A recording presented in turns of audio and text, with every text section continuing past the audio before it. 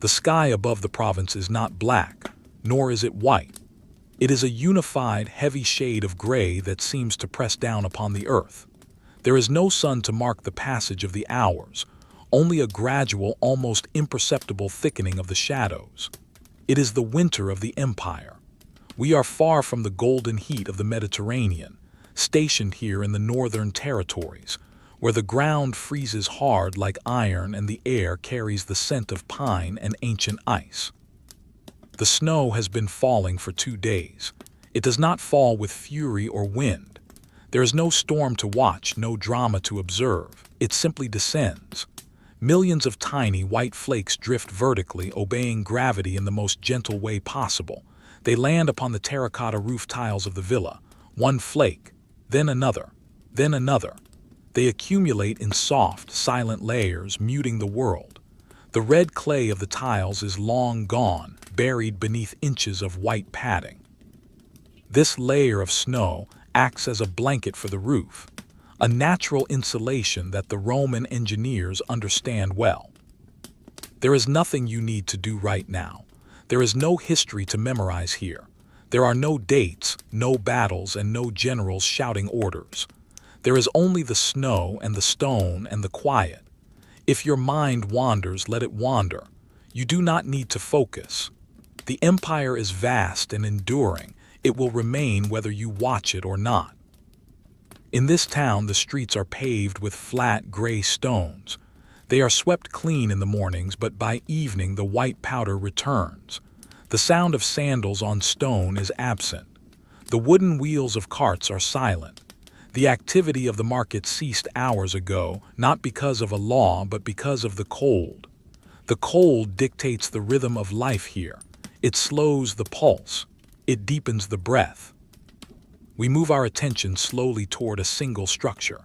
It is a modest Roman dwelling, a domus standing sturdy against the winter.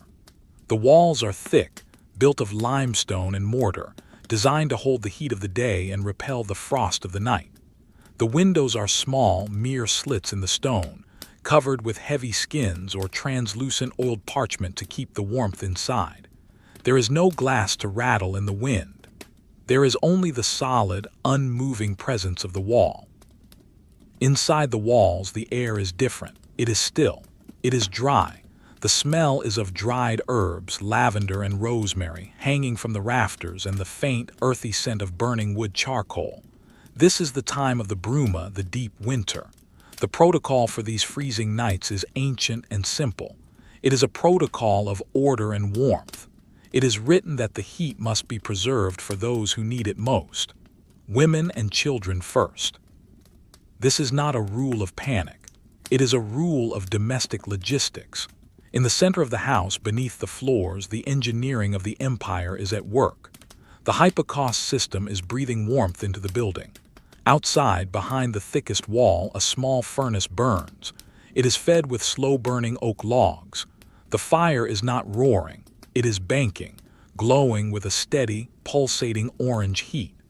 The heat from this fire does not escape up a chimney to be lost to the sky. Instead, it is drawn into a hollow space beneath the floor. Imagine the floor of the main room. It is made of smooth mosaic tiles, cool to the touch in summer, but now in the depth of winter it radiates a gentle, rising warmth. The heat flows under the tiles, suspended on pillars of brick, and moves up through clay pipes embedded in the walls. The walls themselves become radiators. The stone radiates heat. The floor radiates heat. There is no draft. There is no blowing air. There is only a pervasive, invisible embrace of temperature. A woman walks across the room. She moves slowly. She is wearing a tunica, a long garment of unbleached wool that falls to her ankles. Over this, she wears a stola, and wrapped around her shoulders is a heavy palla, a shawl of thick, felted wool dyed a deep, muted red. The wool is heavy. You can imagine the weight of it on her shoulders. It is a comforting weight, a protective weight. She is not rushing. She carries a small clay lamp, a lucerna, in her hand. The flame is tiny, a single point of yellow light fueled by olive oil. The oil is thick and golden. The wick is trimmed short to burn slowly. The flame does not flicker, for there is no breeze inside these walls. The light casts long, soft shadows that stretch across the plastered walls. She places the lamp on a low wooden table. The wood is dark, polished by years of beeswax and cloth. She sits. The motion is fluid and calm. She adjusts the folds of her heavy woolen shawl. Nearby, a child is already asleep. The child is wrapped in layers of linen and wool, resting on a low couch filled with straw and feathers. The breathing of the child is rhythmic. In, out, in, out. It is the only sound in the room.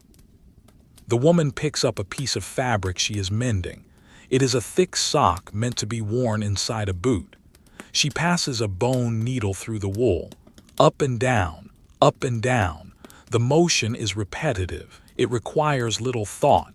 Her hands know the work. The rhythm is soothing. Outside, the temperature continues to drop. The moisture in the air is turning to ice.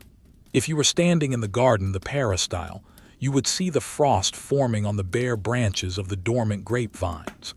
The frost crystals grow slowly, building complex, jagged structures that no one will see. They glisten in the pale gray light of the moon that is hidden behind the clouds. But we are not outside. We are inside, where the protocol of warmth is in effect. The room is known as the winter triclinium. It is smaller than the summer dining rooms. The ceiling is lower to trap the heat. The walls are painted in dark colors, deep ochre, forest green, and burnt sienna, because dark colors feel warmer to the eye. The paintings on the walls are not of wars or gods, but of gardens, of fruit bowls, of birds sitting on branches. Peaceful images for a peaceful season. The heat from the floor rises through the soles of the woman's sandals. It travels up, warming the air around her. The physics of the room are perfectly balanced. The cold tries to press in from the outside, pushing against the stone, pushing against the shuttered windows. But the heat from the hypocaust pushes back. It is a silent standoff between the winter and the engineer. The engineer is winning. The child shifts in his sleep, turning his head. The straw in the mattress rustles, a sound like dry leaves blowing across the ground. Then silence returns. You do not need to worry about the fire. It is tended by others.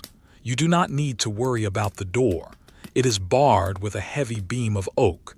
You do not need to worry about the morning. It is hours away. There is only this moment of warmth and suspension. In the corner of the room there is a small shrine, the lararium. Tiny bronze statues stand there watching the room. They are the household gods, the Lares and Penates. They do not move. They do not speak. They merely exist, gathering dust, gathering time. A small offering of grain sits in a bowl before them. The grain is dry and yellow. It sits perfectly still. The woman stops her sewing. She rests her hands in her lap. She looks at the flame of the oil lamp. She watches the oil level. It drops so slowly that it is impossible to see it move. It is like watching the hour hand of a clock or the growth of a tree. It is happening, but it is too slow for the human eye to perceive. She closes her eyes for a moment. The house is silent. The town is silent. The empire is silent. Let us think about the wool again. The Romans prized their wool. It comes from sheep grazed on the hillsides, sheared in the spring when the weather turns. The wool is washed, combed, spun into thread, and woven on great vertical looms. The fabric is dense. It repels water. It traps air. When you wear it, you are wearing the landscape itself. You are wearing the grass the sheep ate, the rain that fell on the fleece, the sun that dried it. It is an organic armor against the winter. The child is covered in a blanket of this wool. It is undyed, the color of cream. It is tucked in around the shoulders, around the feet. The child is in a cocoon. The protocol dictates that the children remain in the innermost rooms when the temperature falls this low. The outer rooms, the hallways, the atrium, these are allowed to be cooler. But here, in the heart of the house, the air must remain tepid and gentle. The woman reaches out and adjusts the blanket. Her hand is gentle. She smooths a wrinkle in the fabric. The sound of her hand brushing the wool is soft. Shhhhhh, a friction of texture. She picks up a cup of warm water mixed with honey. She takes a small sip. The liquid is warm. It warms her throat. She sets the cup down on the wooden table. A small ring of condensation forms at the base of the cup on the polished wood. Outside, the snow has deepened. It is now ankle-deep in the courtyard. The flakes are larger now, clustering together as they fall. They stick to the columns of the walkway. The sharp edges of the architecture are being softened. The corners are becoming curves. The world is being rounded by the snow. The guard at the gate of the town is standing in his sentry box. He is wearing a heavy cloak, the pinula made of felted wool so thick it is almost waterproof. He pulls the hood forward. He does not pace. He stands still to conserve his energy. He watches the white emptiness in front of him. There is nothing to see. There are no enemies tonight. The winter is the only invader, and it has already conquered the land. The guard breathes out, and a plume of white mist escapes his lips. It hangs in the air for a moment, suspended, before dissolving into the gray night. He is calm. He is warm enough. He knows his shift will end, and he will return to the barracks, where the air is thick with the smell of sleep and warmth. Back in the house, the woman begins to hum. It is not a song. It is just a low vibration in her throat, a sound to match the stillness. It is a sound that vibrates in the chest, calming the heart. The oil lamp flickers once, then steadies. The light illuminates the texture of the plaster on the wall. The plaster was applied by hand, smoothed with a trowel. If you look closely, you can see the faint ridges left by the tool. You can see the tiny grains of sand mixed into the lime. It is a landscape of its own, a microscopic desert of white and beige. The heavy curtains over the doorway are made of heavy linen dyed a deep purple. They hang straight and heavy, pooling slightly on the floor. They block the drafts. They muffle the sound. They separate the warm sanctuary from the rest of the world. The passage of time feels different here. It is not measured in minutes, but in the burning of the log, the cooling of the water, the deepening of the snow. There is a sense of heaviness in the air. Not a burdensome heaviness, but a comforting one, like a heavy quilt or a heavy stone. It anchors you. It holds you down, keeping you from floating away into the worries of the day. You are grounded here in the winter in the safety of the stone walls. The woman folds her sewing. She places the needle back into a small wooden case. She rolls the wool sock. She places it in a basket woven from willow branches. The basket creaks slightly as she touches it. Wood against wood, wicker against wool. She leans back against the cushions of her chair. The cushions are stuffed with goose down. They conform to her shape. They hold her. She stares at the ceiling where the shadows of the lamp dance very slowly. The shadows are soft, undefined. They look like clouds moving across a night sky. The heat from the floor is constant. It does not fluctuate. The Hypocaust is a masterpiece of steady energy. It transforms the brutal cold of the earth into a rising tide of comfort. It is the heartbeat of the house. You can let go of the day now. The day is over. The gates are locked. The shutters are closed. The wool is wrapped tight. The snow is falling. Think of the color of the unbleached wool. Creamy, off-white, natural. Think of the color of the stone. Gray, cool, solid. Think of the color of the fire. Deep orange, fading to red, fading to black ash. The woman's breathing slows. She is entering the state of rest. The child is already there. The house is already there. The town is already there. The silence is not empty. It is full of peace. It is a substance that fills the room, displacing the noise, displacing the stress. It is thick and soft, like the snow outside. We leave the room where the woman and child are resting. We move silently, like a shadow, through the doorway and into the corridor. The heavy linen curtain falls back into place behind us with a soft, muffled thud. It hangs motionless, sealing the warmth inside. Here in the hallway, the air is cooler. It is not freezing, but it is crisp. It is a transitional space. The floor is different here. It is opus signum, a durable pavement made of broken pottery and lime, pounded down until it is hard and smooth. It is cool to the touch. If you were walking barefoot, you would feel the difference immediately, but you would also feel the residual warmth seeping from the rooms on either side. The house is a living organism, sharing its heat slowly. The corridor is long and narrow. The only light comes from a single torch burning in a bracket on the wall at the far end. The flame is low, consuming the pitch-soaked wood slowly. It casts a flickering, amber light that dances on the plaster walls. The light does not reach the ceiling, which remains lost in a soft, velvety darkness. We move towards the back of the house, towards the cucina, the kitchen. In a Roman winter, the kitchen is more than a place for cooking. It is a secondary heart. It is a place of constant, low-level heat. As we enter the kitchen, the smell changes. It is no longer the scent of lavender and sleep. It is the scent of sustenance.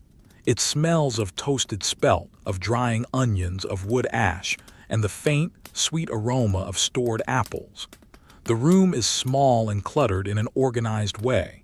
It is a utilitarian space. The walls are stained with the smoke of 1,000 meals, darkening the plaster to the color of a hazelnut shell.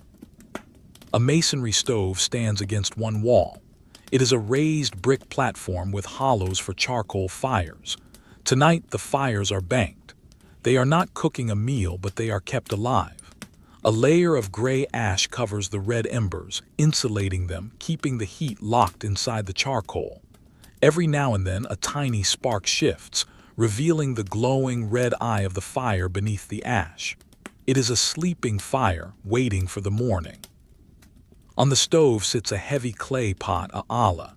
It is covered with a wooden lid. Inside, grains of emmer wheat are soaking in water. They are softening, swelling slowly in the residual warmth. This will be the morning pools, the porridge that will feed the household. The process cannot be rushed. The grain needs hours to absorb the water, to break down, to become tender. It is a slow, chemical change happening in the dark, molecule by molecule. A figure is sitting on a low stool in the corner of the kitchen. It is an older man, a servant who has been with the family for decades. He is the guardian of the night fires. He wears a tunic of rough, brown wool, belted at the waist with a strip of leather. His hands are resting on his knees. They are large hands, the skin thickened by years of work, mapped with lines and veins like an old leaf. He is not asleep, but he is not fully awake. He is in a state of suspended attention. He is listening to the house. He listens for the wind changing direction outside. He listens for the settling of the timbers. He listens for the crackle of the embers. He reaches out and picks up a small piece of wood, a scrap of oak left over from the cutting. He turns it over in his hand, feeling the rough bark, the smooth grain where the axe split it. He places it gently onto the embers. He does not throw it, he places it. The wood settles into the ash. For a moment, nothing happens. Then a small curl of smoke rises, followed by a lazy tongue of blue flame. The wood begins to blacken. The heat accepts the offering. There is a large table in the center of the kitchen, made of thick planks of beech wood. The surface is scarred from years of chopping and slicing. It is scrubbed clean, the wood pale and smooth from the friction of sand and water. On the table, there is a basket of walnuts. The shells are hard and wrinkled like tiny brains. Beside them lies a heavy iron nutcracker. The metal is cold and dark. The protocol for winter is about conservation. Nothing is wasted. The heat is conserved. The food is conserved. The energy is conserved. In the corner of the room, tall clay jars, the amphorae, lean against the wall in a wooden rack. They are pointed at the bottom, heavy and elegant. They are sealed with stoppers of cork and pine pitch. One contains olive oil from Baetica. The oil is thick in the cold weather. If you were to pour it now, it would move like honey, a slow, golden ribbon. Another jar contains garum, the fermented fish sauce that flavors every meal. Another holds wine, dark and rich. These jars are the batteries of the house, storing the sunlight of the past summer in liquid form. The old man shifts on his stool. The wood creaks. It is a comfortable sound. He looks at the small window high up in the wall. It is just a square opening covered with a thick piece of oiled goatskin stretched over a wooden frame. The skin glows faintly from the moonlight outside, a pale, translucent square in the darkness. He can hear the wind picking up slightly. A low moan, a friction of air against stone. It reminds him that he is safe inside. He stands up slowly. His joints pop softly. He walks to the door that leads to the backyard, the hortus. He does not open it, he checks the bar. A heavy beam of timber drops into iron brackets on either side of the doorframe. It is solid. It is secure. He runs his hand over the wood of the beam. It is smooth and cold. The cold from outside is trying to get in, seeping through the tiny cracks around the door, but the wood holds it back. He returns to the stove. He checks a small copper pot sitting near the embers. It contains water mixed with herbs, mint, and fennel. It is warm, steaming gently. He pours a small amount into a rough clay cup. He holds the cup in both hands, letting the heat transfer to his palms. The warmth travels up his wrists into his arms. He takes a sip. The flavor is mild and clean. It washes away the dust of the day. Let us go deeper. Beneath this floor, beneath the kitchen, lies the true engine of the winter protocol. A narrow set of stone stairs leads down to the profernium, the furnace room. We descend the steps. The air gets warmer with every step. It gets drier. It smells intensely of wood smoke and hot brick. Here in the basement level, the furnace is burning. It is a tunnel of brick, arched like a small cave. Inside, the fire is larger than the one in the kitchen. It is a bed of glowing orange coals, pulsing with heat. This is the fire that feeds the Hypocaust. A younger man is tending this fire. He is shirtless, despite the winter, his skin glistening with a light sheen of sweat. The room is a pocket of summer hidden in the depth of winter. He is moving with a slow, rhythmic efficiency. He has a pile of logs next to him. They are cut to a precise length to fit the furnace mouth. He picks up a log. He weighs it. He looks at the fire. He uses a long iron rake to push the coals to the back of the furnace, creating a clear space. He slides the new log in. The fire embraces it immediately. The draft draws the flame inward, sucking the heat into the intricate maze of channels beneath the house. This heat will travel. It will flow under the floor of the bedroom where the woman sleeps. It will flow up the walls of the dining room. It is a silent river of warmth. The man wipes his forehead with a rag. He sits on a stone bench. He watches the flames. The light makes his eyes shine. He is the keeper of the comfort. He knows that upstairs, the family is sleeping without heavy blankets on their faces because of his work. He takes pride in this. It is a simple job, but a vital one. The sound of the fire is a low roar, like the sound of the ocean in a shell. Whoosh, crackle, whoosh. It is white noise. It fills the small stone room. It drowns out any thought of the freezing world outside. Back upstairs, the kitchen is quiet again. The old man has finished his tea. He leans his head back against the wall. His eyes close. He is napping, cat-like, ready to wake at the slightest sound, but deeply relaxed in the interim. The house settles. The timbers contract slightly as the night deepens. Creak. A single sound, sharp and then gone. Silence rushes back in to fill the space. On a shelf, a row of ceramic bowls sits upside down. They are made of terra sigillata, the shiny red pottery that is famous across the empire. The glaze gleams in the low light. They are waiting for breakfast. They are waiting for the hot porridge. They are patient objects. They have no concept of time. They simply wait. A mouse, small and gray, scampers along the top of a beam near the ceiling. It moves silently, a tiny flurry of fur and claws. It stops. It sniffs the air. It smells the grain. But the grain is in the jar and the jar is sealed. The mouse moves on, disappearing into a shadow. It is part of the house, too, a tiny, secret tenant. The darkness in the corners of the room is thick. It is not a frightening darkness. It is a soft, blurring darkness. It softens the edges of the table, the stove, the jars. It makes everything look like a painting done in shades of brown and black. We can visualize the layers of the house now, the snow on the roof, the tiles, the timber rafters, the air in the rooms, the mosaic floors, the brick pillars underneath, the fire in the basement, the earth itself. It is a sandwich of materials, all working together to create a sanctuary. The cold outside is relentless. The temperature is dropping further. The puddles in the street have frozen solid, turning into mirrors of black ice. The trees in the distance are standing like statues, their branches brittle and still. But here inside, the physics of heat are being managed with care. The old man breathes out, a soft snore. He shifts his weight. The leather of his belt creaks. The ember in the stove glows a little brighter for a second, then dims. Imagine the texture of the flour in the sack. It is soft, powdery, cool.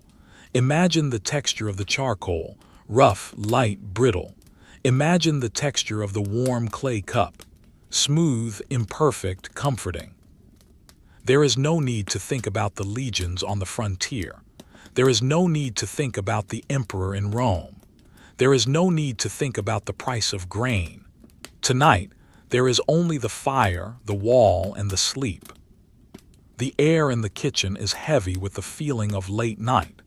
It is that specific time when the day is fully dead and the new day has not yet been born. It is the void of the night, a peaceful void. Let your mind rest on the image of the olive oil in the jar, golden green, suspended in the dark, perfect stillness. It has traveled hundreds of miles to be here in this quiet kitchen, waiting to provide light and food. It is resting now. Everything is resting. Even the stones seem to be sleeping. The limestone blocks of the walls have absorbed the stories of the family for generations. They are silent witnesses. They hold the roof up without effort. They are strong. They are permanent. The fire in the basement continues its work. It does not ask for praise. It eats the wood and gives the heat. It is a fair exchange. The heat rises. It warms the soles of the feet of anyone walking above. It warms the air that fills the lungs. The calmness is absolute. We move away from the service quarters now, leaving behind the faint smell of wood smoke and the glowing eye of the furnace. We glide back towards the center of the house, to the most protected zone. This is the heart of the winter protocol. In the architectural design of a Roman house, there are rooms for the summer, facing the gardens and catching the breeze, and there are rooms for the winter, facing the inner warmth, turning their backs to the wind. We are entering the cubicula, the sleeping chambers. Specifically, we are entering the large interior chamber reserved for the children during the freezing months. The door to this room is not merely closed, it is sealed. A heavy tapestry hangs over the wooden door frame, adding an extra layer of insulation. We slip past the heavy fabric. It brushes against us, thick and coarse. Inside, the darkness is absolute.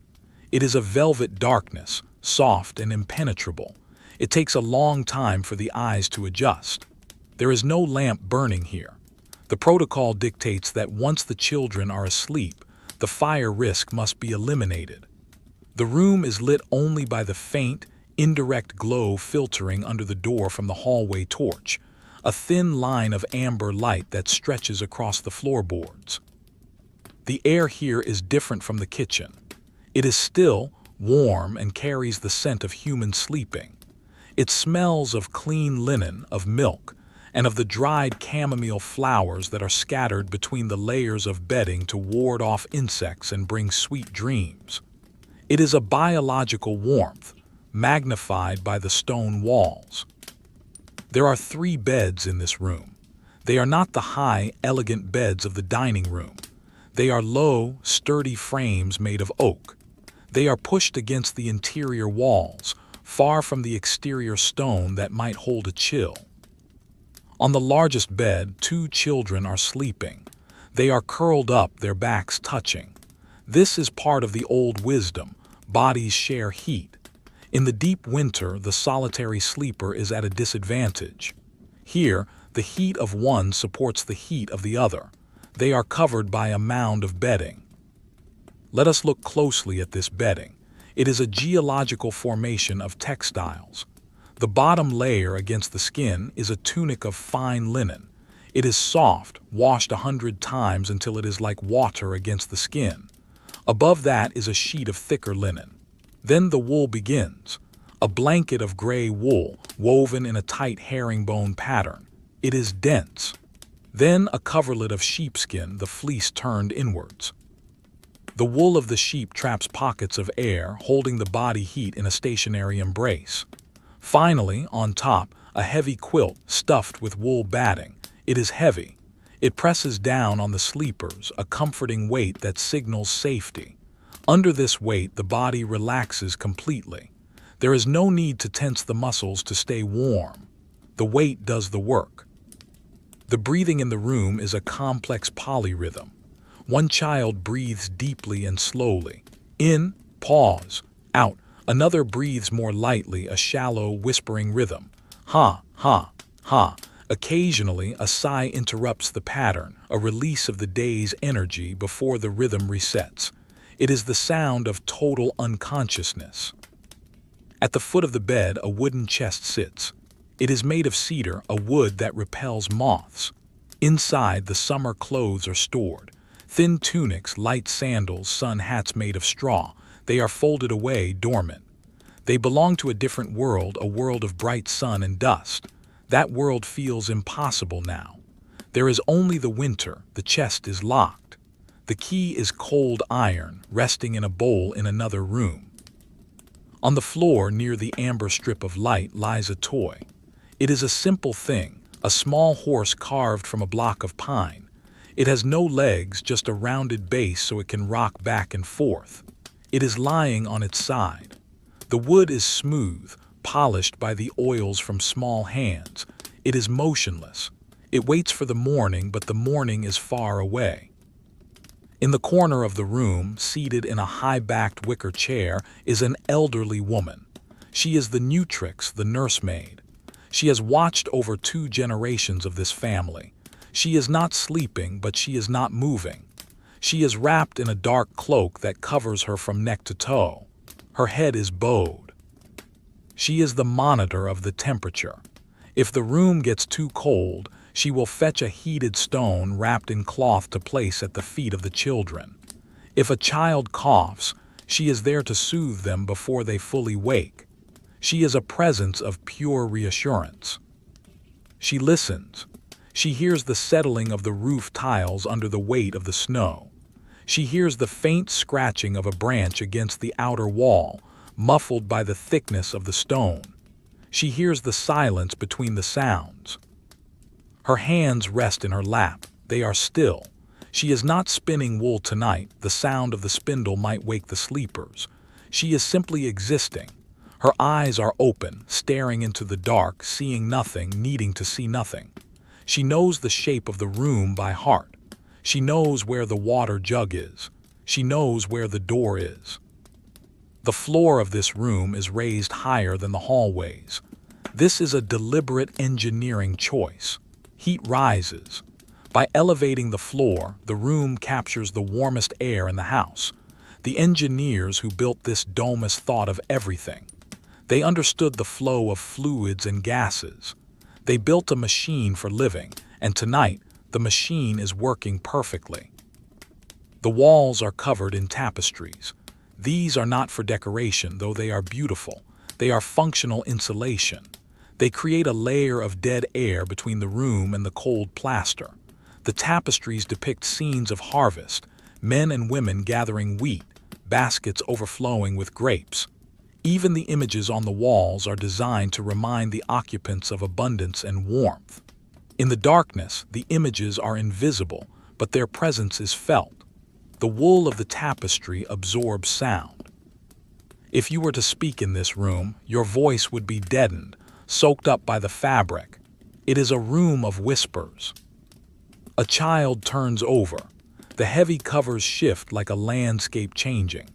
A hand emerges from beneath the sheepskin, searching for a cool spot on the pillow, then retreats back into the warmth. The rustle of the straw mattress is loud for a second, then fades. The nursemaid shifts her gaze to the child. She does not move. She waits. The rhythm of breathing returns to normal. The crisis of movement is over. Let us imagine the layers of the house again from the outside in. Outside, the freezing void, the snow, the wind. The outer wall, 2 feet of limestone blocks, cold as ice on the outside, cool on the inside. The air gap, the space between the wall and the tapestry. The tapestry, heavy wool, room temperature. The air of the room, warm, still, used. The bedding, layers of linen and fleece. The child, the core of the heat. 100 degrees of life. It is a fortress of temperature. The protocol is strict. The heat must be protected at all costs. The door must not be opened unnecessarily. There is a small niche in the wall above the bed. In it sits a small, round object. It is a bulla, a protective amulet worn by Roman children. It is made of gold for the wealthy, leather for the poor. This one is leather. It contains a tiny charm. It is resting now, taken off the neck of the boy for the night. It sits in the niche, a silent guardian. The nursemaid closes her eyes for a moment. She imagines the summer. She remembers the sound of the fountain in the courtyard, the splashing water, the sunlight on the marble. It seems like a dream. The reality is this dark, warm box. The hypocaust beneath this floor is set to a lower temperature than the dining room. It is a gentle background heat. It prevents the dampness from rising. The floorboards are not hot, they are simply not cold. It is a neutrality that allows for sleep. Time passes. How much time? It does not matter. The Roman night is divided into 4 watches, the Vigiliae. We are likely in the second watch now, the deepest part of the night. The town outside is a necropolis of silence. No carts, no voices. Even the stray dogs have found shelter and are sleeping. The silence in the room is heavy. It presses against the ears. It is a physical sensation. Silence, breathing, silence. If you were to touch the stone wall behind the tapestry, it would feel cool. Not freezing, but cool. It reminds you of the battle being fought. The stone is the shield. It takes the brunt of the winter so the air inside can remain soft. The nursemaid stands up. Her movement is ghostly. She makes no sound. She walks to the small table where a pitcher of water sits. She pours a tiny amount into a cup. She drinks. The water is tepid. She places the cup down. She checks the heavy curtain over the door. She ensures there is no gap at the bottom. She tucks the fabric against the floorboard. A draft is an enemy. She defeats the enemy with a tuck of cloth. She returns to her chair. She sits. The wicker creaks, a sound like a cricket, then stops. The children are dreaming. What do Roman children dream of? They do not dream of the empire. They dream of the dog that lives in the stable. They dream of the honey cake they ate at the festival. They dream of the wooden sword. They dream of the snow. In their dreams, it is always summer. Or if it is winter, it is a fun winter. A winter of throwing snowballs, not the dangerous winter of the night. The room feels timeless. This scene could be happening in 50 AD or 150 AD. The technology of warmth does not change. The wool is the same. The fire is the same. The love of the nursemaid is the same. A small draft manages to sneak past the curtain. It drifts across the floor, a thin ribbon of cold air. It reaches the nursemaid's ankles. She feels it. She pulls her feet under her skirt. She wraps her cloak tighter. She accepts it. The house is strong, but the winter is stronger. The winter will always find a way in eventually. But for tonight, the heat is holding. The smell of the room deepens. The lavender scent released by the warmth of the bodies becomes stronger. It is a sedative scent. It calms the mind. The nursemaid begins to hum a lullaby. It is barely audible. It is a song from her own childhood, from a village far away, perhaps in Gaul or Thrace. The words are lost, but the melody remains. It is a slow, descending melody. Mum, mum, mum. It blends with the breathing. It becomes part of the atmosphere. The wooden horse on the floor casts a long, distorted shadow from the hallway light. The shadow stretches across the floorboards, reaching toward the bed. The heavy quilt on the bed rises and falls, up and down, a landscape in motion. We are safe here. The protocol is working. The women and children are first. They are in the center. They are warm. The world outside can freeze. The rivers can turn to ice. The roads can be blocked by drifts. It does not matter to the sleepers in the cubiculum. They are traveling through the night in a capsule of comfort. We drift further away from the sleeping chambers now. We move towards the front of the house, into the vast, open space known as the atrium. This is the formal center of the Roman home, the space where guests are greeted in the morning. But now, in the depths of the night, it is a cavern of shadows and cold air. The atrium is unique because it breathes. High above, in the center of the ceiling, there is a square opening called the compluvium. It is open to the sky. Through this opening, the night descends directly into the house. Stand here for a moment. The air is sharp. It wakes the senses, but not in a startling way. It is a refreshing, clean cold. You can look up and see the square of the sky. It is not black. It is a milky gray, illuminated by the moon behind the clouds. The snow is falling through the roof. It drifts down in a perfect vertical column, a silent cascade of white dust. It falls into the square pool built into the floor directly below the impluvium. Usually, this pool catches rainwater.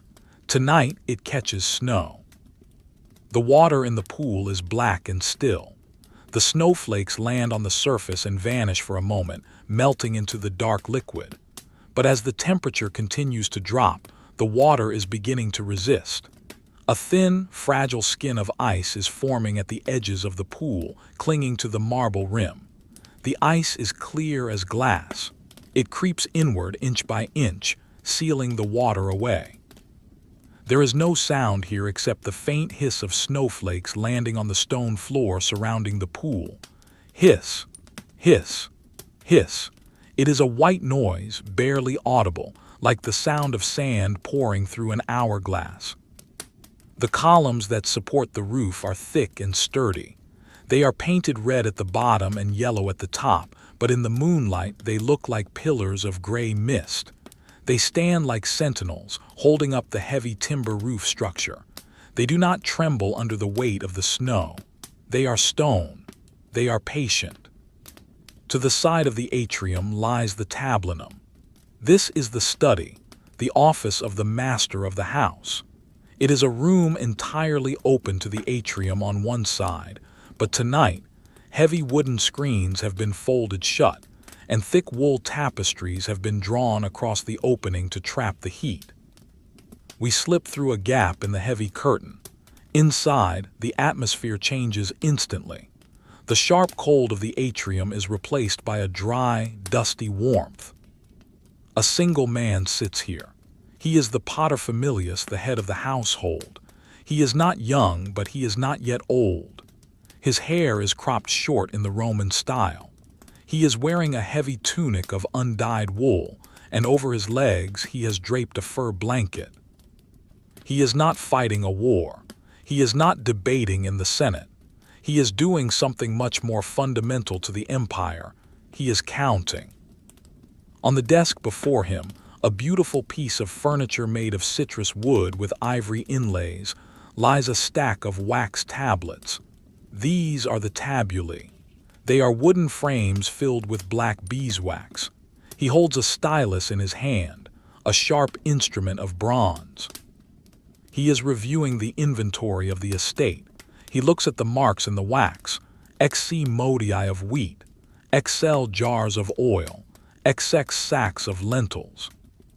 He is not anxious. The numbers are good. The storehouses are full. The protocol of the winter has been followed. The family is safe. The servants are fed. The animals are sheltered. He uses the flat end of the stylus to smooth out a line of text in the wax. The wax is soft, warmed by the heat of the room. It yields under the metal, erasing the words, returning to a smooth black void. It is a satisfying action. Press. Smooth. Erase.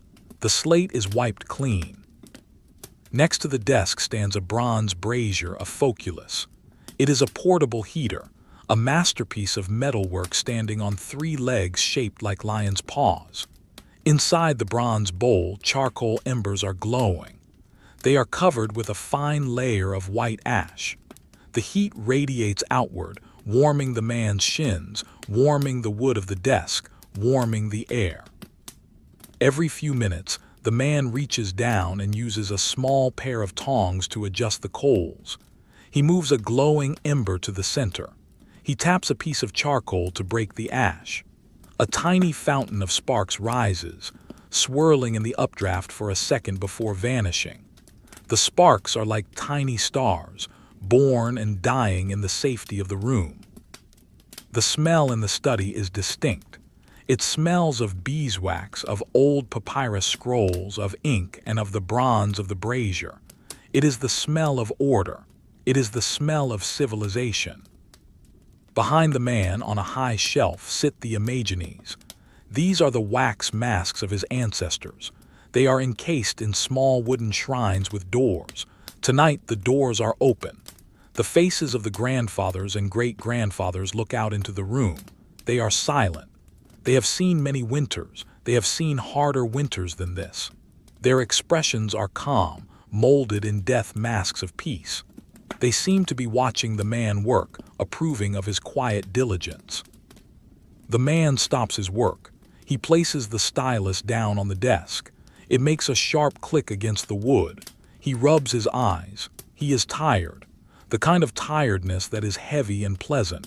The tiredness of a day well spent. He looks at the lamp on his desk. It is a bronze lamp with 2 nozzles. The flames are low. He watches the blue base of the flame where the oil turns into gas. He watches the yellow tip where the gas turns into light. It is a mesmerizing dance. He reaches for a scroll, a volumen resting in a cylindrical leather case. He pulls it out. The papyrus creates a dry, rustling sound like dried leaves rubbing together. Crinkle, rustle. He unrolls a small section. It is a text on agriculture, perhaps by Columella or Varro. He reads a sentence about the grafting of apple trees.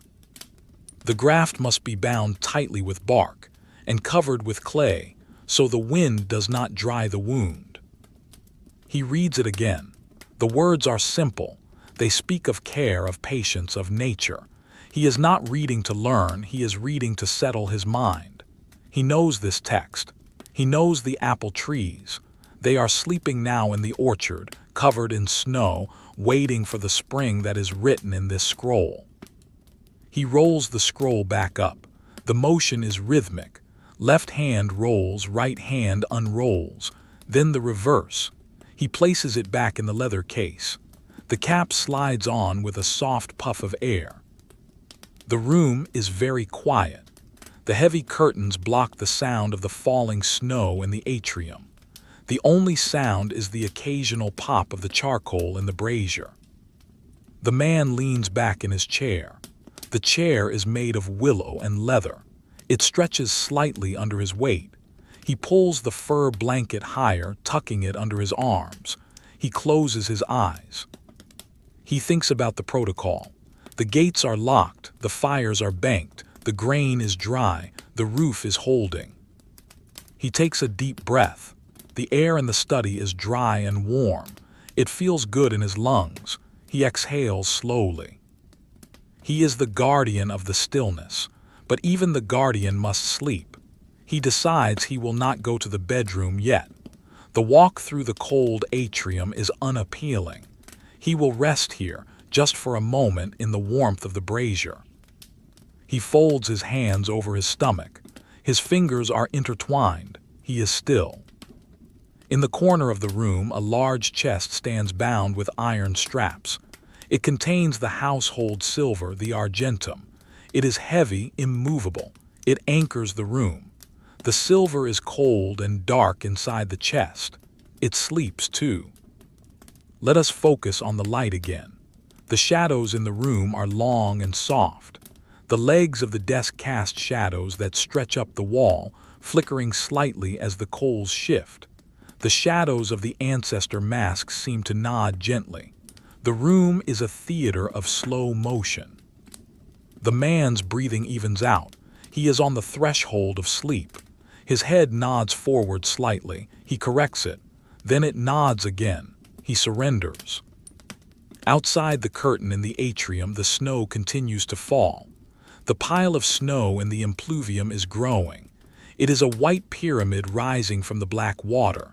The contrast is stark, black and white, cold and warm. The house is a machine of dualities. It balances the elements perfectly. If you were a fly on the wall, no, there are no flies in winter. If you were a spirit in the room, you would feel the intense peacefulness of this scene.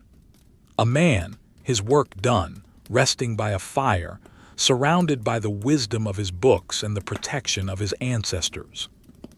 There is no urgency here. The scroll will be there tomorrow. The wax tablet will be there tomorrow. The numbers will not change. The bronze of the brazier glows dully. It is losing heat very slowly. It will stay warm for hours yet. The metal radiates in the infrared, a spectrum we cannot see but can feel. It is a gentle radiation like the sun on a rock. The man's hand twitches slightly in his sleep. He is dreaming of the harvest. He is dreaming of golden wheat fields under a hot Italian sun. The cicadas are buzzing in his dream. Bzzz, bzzz. It is a warm sound. But here, in the reality of the night, there is only the silence of the snow. The wind outside attempts to gust. It pushes against the roof tiles. Rattle, barely audible. The roof is heavy.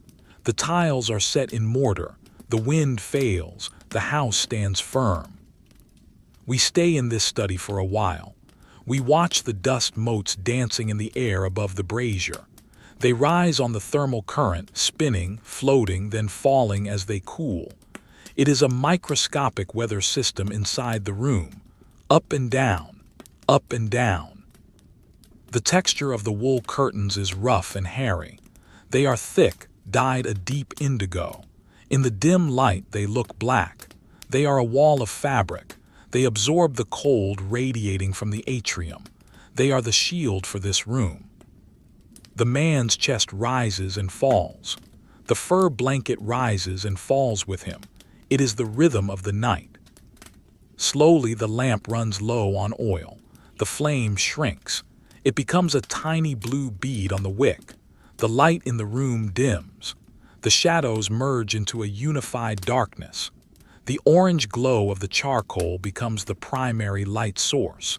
It illuminates the man's hands, the edge of the desk, the toes of the bronze lions. The world shrinks down to this circle of warmth. Nothing else exists. The Roman Empire is just this room, this fire, this peace. We are suspended in time. The year does not matter. The name of the emperor does not matter. Only the warmth matters. We leave the dry, dusty warmth of the study. We move silently through a narrow corridor lined with painted plaster. The air here changes. It begins to feel heavier, thicker. It carries a different kind of moisture. We are approaching the balneum, the private bathing complex attached to the villa.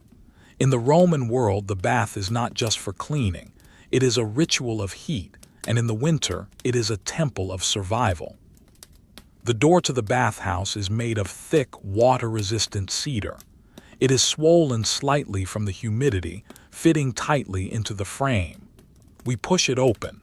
It moves heavily, sliding on bronze hinges that have been oiled to silence. We step inside. The air hits us immediately. It is not the dry heat of the fire nor the crisp cold of the snow. It is a soft, enveloping wall of warm vapor. We are in the apoditerium, the changing room. It is empty now. The bathers have long since gone to their beds. The room is resting. Along the walls there are niches, square cubbyholes carved into the stone. In the summer, these would be filled with folded tunics and sandals. Tonight they are empty shadows. The stone benches that line the walls are smooth and polished. They are made of gray marble, veined with white. They feel cool to the touch, a refreshing contrast to the humid air.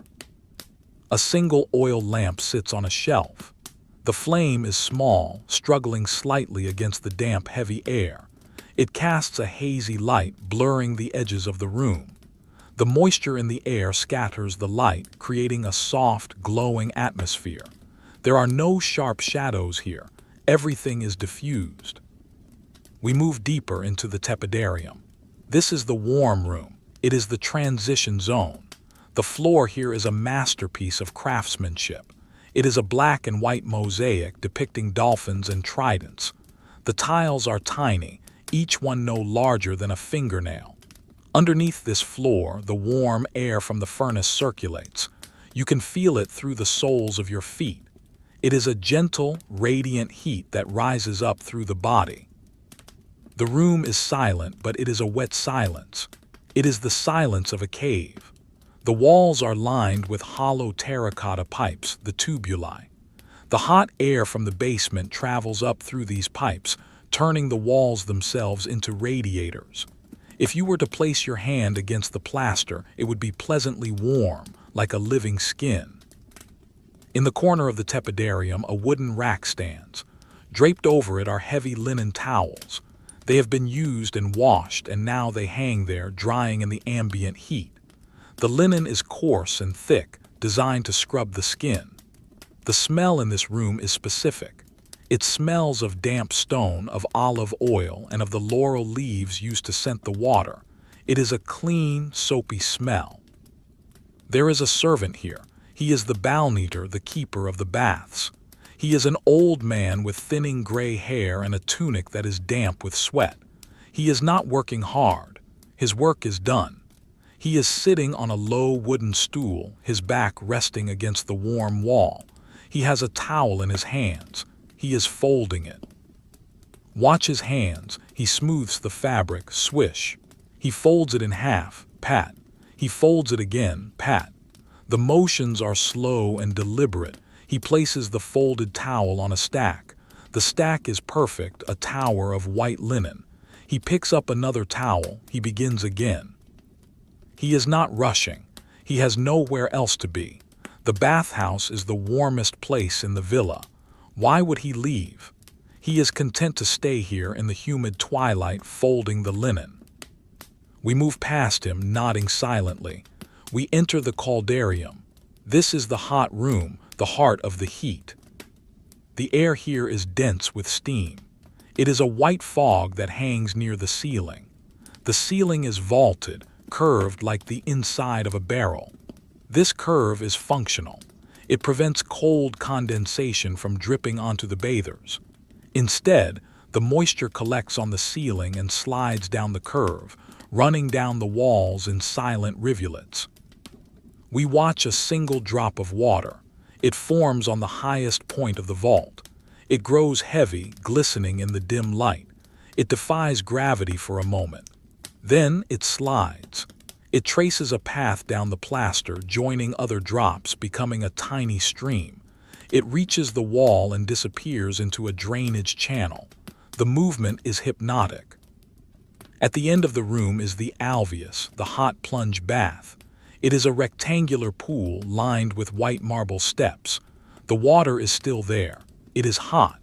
Steam rises from the surface, curling and twisting in the stagnant air. The water is perfectly clear. You can see the bottom of the pool, the blue tiles that line the floor of the tank. The surface of the water is like glass. It reflects the curve of the ceiling. Occasionally, a drop of condensation falls from the archway and hits the water. Plip. Ripples spread out in perfect circles. They move slowly, expanding until they touch the marble edge of the pool. Then they bounce back, interfering with each other, creating a complex, shifting pattern on the surface. Then, stillness returns. The heat in the caldarium is intense. It relaxes the muscles immediately. It enters the pores. It is a wet heat that makes the lungs feel open. The sound of the room is dominated by the water. Not rushing water, but the memory of water. The dampness amplifies the silence. There is a bronze window frame high on the wall. It is glazed with thick greenish glass. Outside, the snow is piling up against the glass. You can see the white shapes of the drifts pressing against the pane. The glass is cold on the outside, hot on the inside. Condensation runs down the inside of the glass, blurring the view of the winter night. It is a barrier between two worlds, the freezing death of the storm and the tropical sanctuary of the bath. We sit on the edge of the pool. The marble is hot. We dip a hand into the water. It is almost too hot. It stings pleasantly. We pull our hand out. The water evaporates quickly from the skin, leaving a sensation of coolness. The bell-eater in the other room coughs once. The sound echoes in the stone chambers. It sounds distant, hollow. Then silence again. Let us think about the engineering beneath us. The floor of this pool is suspended on pillars of brick, the pilly stacks. The fire from the furnace flows directly under this pool. The water is being cooked, essentially, kept at a constant temperature by the smoke and heat circulating below. It is a massive kettle made of stone. The water in the pool is not stagnant, it flows very slowly. Fresh water trickles in from a lead pipe hidden in the wall, and old water trickles out through a bronze drain at the bottom. The sound of the drain is a faint gurgle. Glug, glug, glug. It is a rhythmic, sleepy sound. It sounds like a heartbeat. In the corner, a strigil lies forgotten on the floor. It is a curved metal tool used for scraping oil and dirt from the skin. It is made of bronze with a handle of bone. It glints in the steam. It is a tool of the day, abandoned to the night. It rests there, useless until morning. The steam in the room shifts. A draft from the tepidarium pushes it slightly. The white clouds swirl. Shapes appear and disappear in the mist. It is like watching clouds form on a mountain top. We close our eyes. The humidity feels like a weight on the eyelids. It is heavy and comforting. It presses down, signaling the brain to shut off. The heat loosens the jaw. The shoulders drop. The tension of the cold outside is melted away. We stand up slowly. The air currents shift around us. We walk back towards the tepidarium. The transition is noticeable. The air becomes slightly cooler, slightly clearer. The servant has finished folding the towels. He is now asleep. He is leaning back against the wall, his head tilted to the side. His hands rest on his lap, palms open. He breathes deeply, inhaling the warm, moist air. He is safe here. He is the guardian of the water, and the water is behaving. We pass through the changing room again. It feels cooler now. We are acclimating to the idea of leaving the heat. The single lamp is still burning, but the oil is lower. The flame is smaller. The shadows have grown taller. We reach the heavy cedar door. We place a hand on the wood. It is warm on this side. We know that on the other side the corridor will be cool. We push the door open. Creak. The cool air of the corridor rushes in to meet the warm air of the bath. For a second, a swirl of fog forms in the doorway as the two atmospheres collide.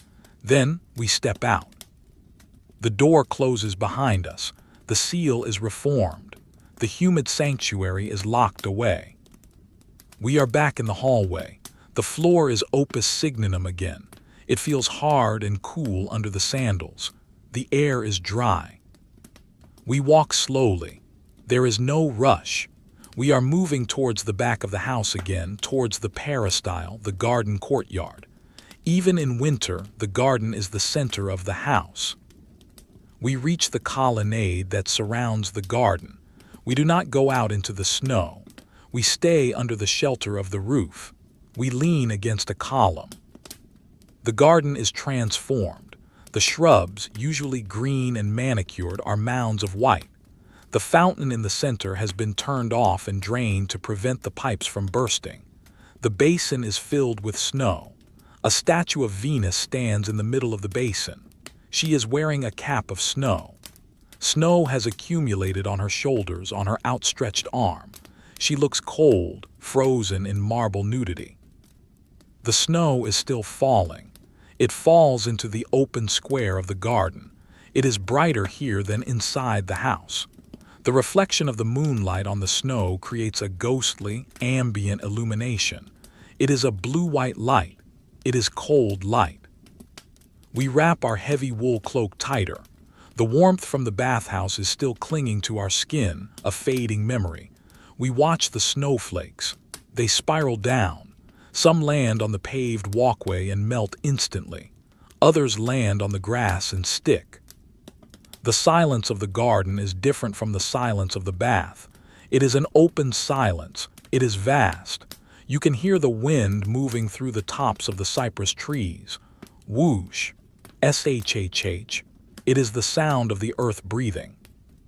A bird, perhaps a thrush, is roosting in the rafters above us. It fluffs its feathers, making a tiny rustling sound. It is trying to stay warm. It is a small ball of life in the freezing night. We look at the footprints in the snow in the garden. There are none. The snow is a perfect, unbroken sheet. It is a blank page. No one has walked here for hours. No one will walk here until dawn. The columns of the walkway cast long, parallel shadows across the floor. We walk through them. Shadow, light, shadow, light. It is a slow strobe effect. We are moving towards the stables. The animals must be checked. They are part of the household. They are part of the warmth. But for now, pause here. Look at the roof tiles on the other side of the courtyard. They are heavy with white powder. The snow hangs over the edge of the roof, forming a curved lip. It is precarious, yet stable. The smell of the air here is ice. It is crisp. It cleans the nostrils. It wakes up the mind just enough to appreciate the comfort of the indoors. The house surrounds the garden. It is a square ring of protection. Inside the walls, people are sleeping. Inside the walls, the fires are burning. Outside, the nature is hostile. But here, under the colonnade, we are on the boundary. We are safe, but we can see the danger. The sky is a little lighter now. The moon must be higher. The gray clouds are thinning slightly. A single star breaks through for a second, a tiny pinprick of hard light, then is swallowed by the clouds again. The Roman night is long. There are no streetlights to shorten it. There is only the wait for the sun. We push off from the column. We continue our walk. Our destination is the smell of hay and the sound of horses. The protocol extends to the beasts of burden. They, too, must survive the freeze. We step away from the frozen colonnade of the garden. The air is biting here, stinging the cheeks. We move towards a low, long building at the rear of the compound. The walls are made of rough-hewn stone, timber framed at the top. This is the stabulum, the stable. There is no hypocaust here. There are no heated floors. There are no clay pipes in the walls. Yet, as we approach the heavy wooden door, we can already sense a difference in the temperature. The building itself is radiating a faint, low-level warmth. It is leaking life. We lift the iron latch. It is cold and heavy. It clicks loudly in the silence. Clack. We push the door. It swings inward on heavy iron strap hinges. We slip inside and close the door quickly to preserve the air. The change is instant. The air here is thick, humid, and surprisingly warm. It is not the clean, stony heat of the house. It is a rich, organic heat. It smells of dried alfalfa, of crushed oats, of well-oiled leather, and underneath it all the pungent, earthy scent of clean manure and animal musk. It is a strong smell, but not an unpleasant one. It is the smell of life. The stable is dark. The only light comes from a single lantern hanging from a central beam. The flame is turned low, encased in a horn housing that diffuses the light into a soft, yellow glow. The corners of the long room are lost in deep shadow. We stand still and listen. The silence here is different. It is a heavy, living silence. It is filled with the sounds of massive lungs filling with air. Hoo-hoo-wah. It is the sound of the horses. There are 4 of them in the stalls to our left. They are Roman cavalry horses, or perhaps retired ones, strong-boned and solid. They are standing in their boxes.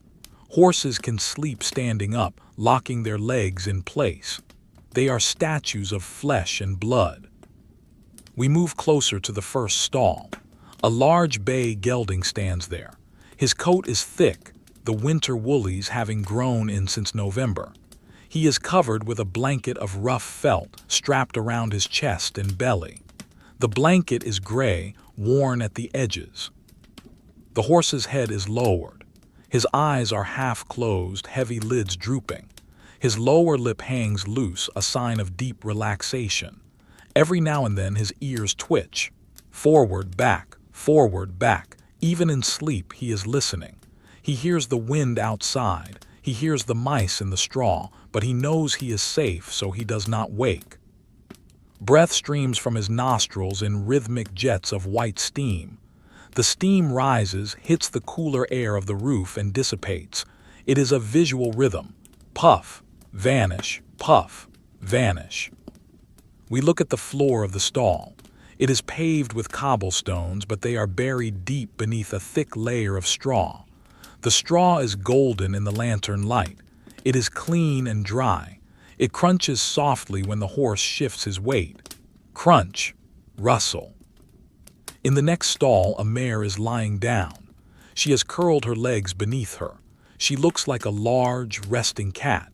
Her head is resting on a pile of hay. She is completely out, dreaming. Her legs twitch slightly, running a race in her mind across a green meadow that does not exist tonight. The heat in the stable comes from these bodies. Each horse is a furnace, burning hay and generating warmth. The combined heat of the animals, trapped by the low wooden ceiling and the stone walls, keeps the temperature well above freezing. It is a communal warmth. Further down in a separate section are the oxen, 2 massive beasts. They are the engines of the farm. They are darker, larger shapes in the gloom. They are chewing their cud. The sound is slow and wet. Munch, munch, swallow, then a pause. Then the regurgitation, a low gurgle in the throat, and the chewing begins again. It is a meditative sound. It is the sound of patience. The oxen do not wear blankets. Their hides are thick, their fur dense and oily. They are built for this weather. Their large, dark eyes watch us as we pass, but they do not move. They are not afraid. They know the routine. In the corner of the stable, near the door to the tack room, there is a pile of fresh hay bales. Buried in this hay is a human shape. It is the stable boy. He is young, perhaps 14. He is supposed to be on watch, but the warmth of the barn has claimed him. He has burrowed into the hay, creating a nest. He is covered with an old horse blanket. Only his face is visible, pale in the yellow light. He is sleeping soundly. The hay insulates him from the ground. The air around him is warm. A stable cat, a small tabby, is curled up on his chest, rising and falling with his breath. The cat purrs, ar-rar-rar-rar, ar-rar-rar-rar. It is a vibration that you can feel in the air. The boy's boots are on the floor next to him. They are muddy. The mud has dried and cracked. He will clean them in the morning. For now, they are just objects. We walk past him quietly. We do not wake him. The animals are calm. There is no need for a guard. We enter the tack room. It is a small wooden enclosure within the stable. The smell of leather is intense here. Rows of bridles hang from wooden pegs on the wall. The leather is dark, conditioned with tallow and beeswax to keep it supple in the cold. The bronze bits, the metal pieces that go in the horses' mouths, are cold and shiny. They glint in the shadows. A saddle sits on a wooden stand. It is a Roman four-horned saddle made of wood and leather with no stirrups. The leather is worn smooth where the rider's legs would grip. It is a piece of technology, silent now, waiting for the spring campaigns or the ride to the market. On a shelf there are brushes. Hard brushes made of stiff bristles, soft brushes made of horsehair. There is a metal hoof pick. There are jars of hoof oil, the tools of care. They are arranged neatly. The orderliness of the room is soothing. Everything has a place. We go back out into the main stable. The air feels even warmer now that we have adjusted. It is a humid, dusty warmth. Dust motes dance in the lantern light, kicked up by the shifting straw. They are golden specks, floating in the suspension of the barn air. We approach the water trough. It is a long stone basin. The water is dark. A piece of wood floats in it. This is a trick the stable masters use.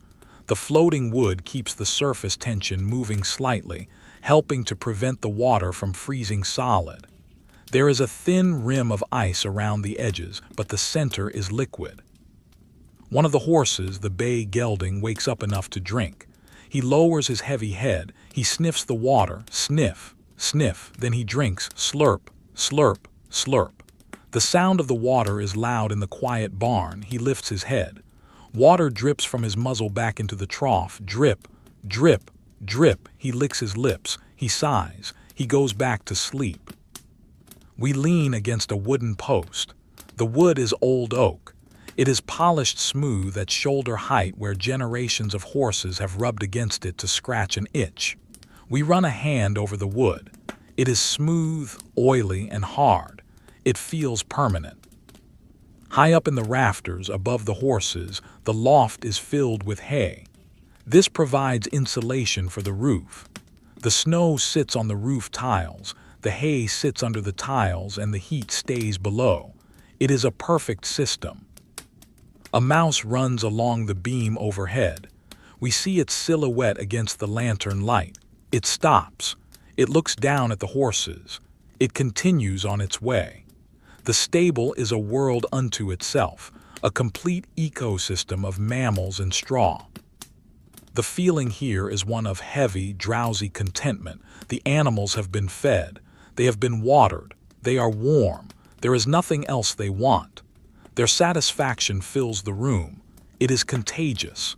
Standing here, you feel your own eyelids growing heavy. The smell of the hay is sweet. It smells of the summer sun that dried it. It is a memory of July stored in a barn in January. We pull a stalk of dry grass from a bale. We twist it in our fingers. It is brittle. It snaps. Snap. The stable boy shifts in his sleep. The cat meows unhappily at the movement, then settles back down, kneading the blanket with its paws. Knead, knead, knead. The boy mutters something unintelligible. a fragment of a dream, and falls silent again. Outside, the wind gusts. We hear it rattle the wooden shutters of the small ventilation window high up. Rattle, rattle. The sound emphasizes the safety of the inside. The storm is out there. We are in here. The walls are thick. We look at the texture of the stone wall. The mortar is crumbling slightly in places, revealing the rough gray limestone underneath. Spiderwebs hang in the corners, thick with dust. They move gently in the thermal currents rising from the horses. We check the grain bin. It is a large wooden chest. We lift the lid. Inside, mounds of oats and barley. The grain is cool and dry. We run a hand through the oats. They flow like water, smooth and fluid. The sound is a soft shhhhh. This is the fuel for the furnaces in the stalls. As long as there is grain, there will be heat. We close the lid gently. The oxen have stopped chewing. They are asleep now. Their breathing is slower, deeper than the horses. It is a bass note in the symphony of the stable. Rum, rum. We walk slowly down the center aisle. Our boots make no sound on the packed earth floor covered in loose straw. We are a ghost in the machine of the farm. We reach the far end of the stable. There is a small door here that leads to a storage shed. We pause. We look back at the row of stalls. The large rumps of the horses are visible. The steam from their breath creates a low-hanging fog bank at head height. The lantern swings imperceptibly, casting swaying shadows that make the beams of the roof look like the ribs of a giant beast. This is the engine room of the estate's labor, but tonight the engine is idling. We think about the relationship between the Roman and his horse. It is a partnership of utility and respect. The horse carries the soldier, the horse pulls the plow. In return, the human builds the wall, harvests the hay, breaks the ice on the trough. It is a contract. Tonight, the contract is being honored. The dampness of the stable is different from the bathhouse. It is not wet steam, it is humid breath. It feels healthy. It feels grounded. We stand there for a long time, just breathing, inhaling the hay, exhaling the stress. The pace of the stable is the pace of nature. It cannot be rushed. A horse eats at its own speed. It sleeps when it is tired. We align ourselves with this rhythm. The lantern flickers. The oil is lasting well. It will burn until dawn. The stable boy will wake up, stretch, break the ice on the bucket, and start the day. But that is hours away. For now, there is only the munch, the sigh, the rustle. We decide to leave. We do not want to disturb the air any longer. We move back to the main door. We lift the latch. We open the door just enough to slip out. The cold hits us like a physical blow. It is shocking after the warmth of the barn. We slide the door shut. We hear the heavy latch fall back into place. Clack. We are back in the snow. The silence of the outside is sharp and crystalline, completely different from the muffled, fuzzy silence of the barn. We wrap our cloak tight. The warmth of the horses lingers in our mind, a golden memory in the gray night. We look up. The snow has stopped falling for a moment. The clouds are high and stationary. The air is absolutely still. The temperature is at its lowest point. This is the dead of night. We turn towards the next building. The granary, the storehouse, the place where the wealth of the harvest sits in silent, frozen preservation. The snow is deeper now.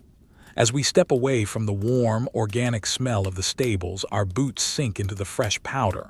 Crump, crump, crump. The sound is muffled, deadened by the sheer volume of the snow. The air is exquisitely cold. It freezes the moisture in the nose instantly. It is a clean, sharp shock that clears the mind of the stable's drowsiness. We walk across the service courtyard towards a large, rectangular building that stands apart from the others. This is the Horium, the granary. It is the fortress of survival. The structure is distinct. It does not sit directly on the ground. It is elevated, resting on short, sturdy pillars of stone, raising the floor about 3 feet above the earth. This is Roman engineering at its most practical. The gap allows the cold air to circulate beneath the floor, keeping the grain cool and dry. It also prevents the damp from rising and makes it nearly impossible for rats to climb in. We climb the 3 wooden steps to the entrance. They are slippery with frost. We hold the railing. The wood is icy. The door is massive. It is made of oak bound with iron bands that have rusted to a dark orange color. There is a heavy bronze lock plate. We do not have the key, but the door has been left unlatched for the night inspection. We push against the wood. It is heavy. It resists. Then, with a low groan of timber against timber, it swings inward. We step inside. The atmosphere here is the complete opposite of the bathhouse. It is aggressively dry. The air is filled with fine dust, the microscopic particles of chaff and flour. It tickles the back of the throat. It smells of late summer. It smells of harvest. It smells of baked earth and dried sun. We lift our lantern. The light spills out into a vast, cavernous space. The ceiling is high, lost in the shadows. The room is divided into long aisles by rows of wooden bins and towering clay jars. This is the treasury of the estate. There is no gold here, no silver. There is only energy, calories stored against the death of winter. We walk down the central aisle. To our left are the grain bins. They are filled to the brim with fermentum, wheat, and spelt. The grain lies in massive, golden slopes. It is a landscape of food. We reach out and touch the grain. We plunge a hand into the pile. The kernels are cold, smooth, and hard. They flow around the fingers like coarse water. Shh. The sound of the shifting grain is soft like rain on a dry roof. We pull our hand out.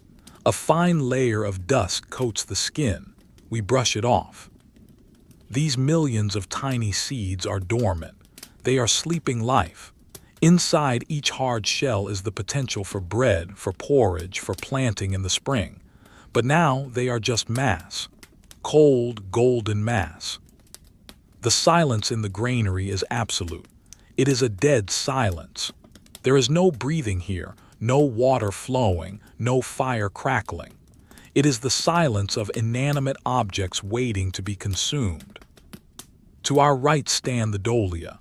These are gigantic spherical earthenware jars, some standing as tall as a man. They are thick-walled and heavy. They contain the liquid wealth. One jar is filled with olive oil. It is covered with a heavy wooden lid sealed with beeswax. The oil inside is thick and cloudy with the cold. It is resting. It is the condensed sunlight of the olive groves. Another jar holds wine. Not the fine vintage wine of the master's cellar, but the pasca and the table wine for the household. It is dark, acidic, and strong. The clay of the jar remains cold, keeping the wine stable. We move deeper into the room. The lantern light swings, sending shadows racing across the floor. The floor is made of raised wooden planks fitted tightly together. There are no gaps. Hanging from the rafters above are nets. In the nets hang onions and garlic bulbs. Their papery skins are dry and brittle. They rustle slightly in the updraft caused by our movement. Crinkle, crinkle. The smell of the onions is faint, overpowered by the smell of the grain, but it is there. A sharp, savory note in the sweet, dusty air. Further back, there are shelves lined with apples and pears. They are wrinkled now, shrunken from their autumn plumpness. They are brown and leathery, but they are still sweet. The cold preserves them. They sit in neat rows, not touching each other, so that if one rots, it does not infect its neighbor. This is the discipline of the storehouse. Order is survival. In the corner, we see a movement. It is quick, fluid, and silent. A pair of green eyes flashes in the lantern light. It is one of the granary cats. This is not a pampered pet like the one in the stable. This is a working animal. It is lean, muscular, and alert. Its fur is the color of the grain, a tawny yellow-brown. It is the guardian of the wheat. It watches us for a second, assessing the threat. Seeing none, it resumes its patrol. It moves along the top of a grain bin, placing its paws with absolute precision. It makes no sound. Not a whisker touches the wood. It is a ghost. The presence of the cat is reassuring. It means the grain is safe from vermin. The ecosystem of the granary is balanced. We lean against a wooden pillar. We are surrounded by tons of food. There is a deep, primal sense of security in this room. The winter can rage outside. The snow can bury the roads. The frost can kill the vines. It does not matter. The harvest is in. The doors are thick. There is enough. This feeling of enough is the most comforting feeling in the world. It settles in the stomach. It slows the heart. We look at a stack of sacks made of rough burlap. They are filled with lentils and dried beans. The fabric of the sacks is coarse, Harry. We can see the texture of the weave, the individual fibers of the hemp. The sacks are slumped against each other, heavy and inert. If you were to kick one, it would feel like kicking a sandbag. Solid. On a small table near the back wall, there are measuring tools. A bronze modius, a grain measure, a wooden scoop, and a tally stick. The tally stick has notches carved into it. III marks of accounting. Someone stood here in the cold counting every bushel that came in. The work is done. The tools are resting. The cold in the granary is actually a blessing. In the house, the cold is the enemy. Here, the cold is the preservative. It freezes time. It stops the rot. It stops the mold. It keeps the weevils asleep. The winter is the great refrigerator of the ancient world. We stand in the center of the room and listen. Nothing, not even the wind, is audible here. The walls are too thick. The grain absorbs the sound. It is a vacuum of noise. The dust motes in the air are stationary. They hang in the light of the lantern like a frozen galaxy.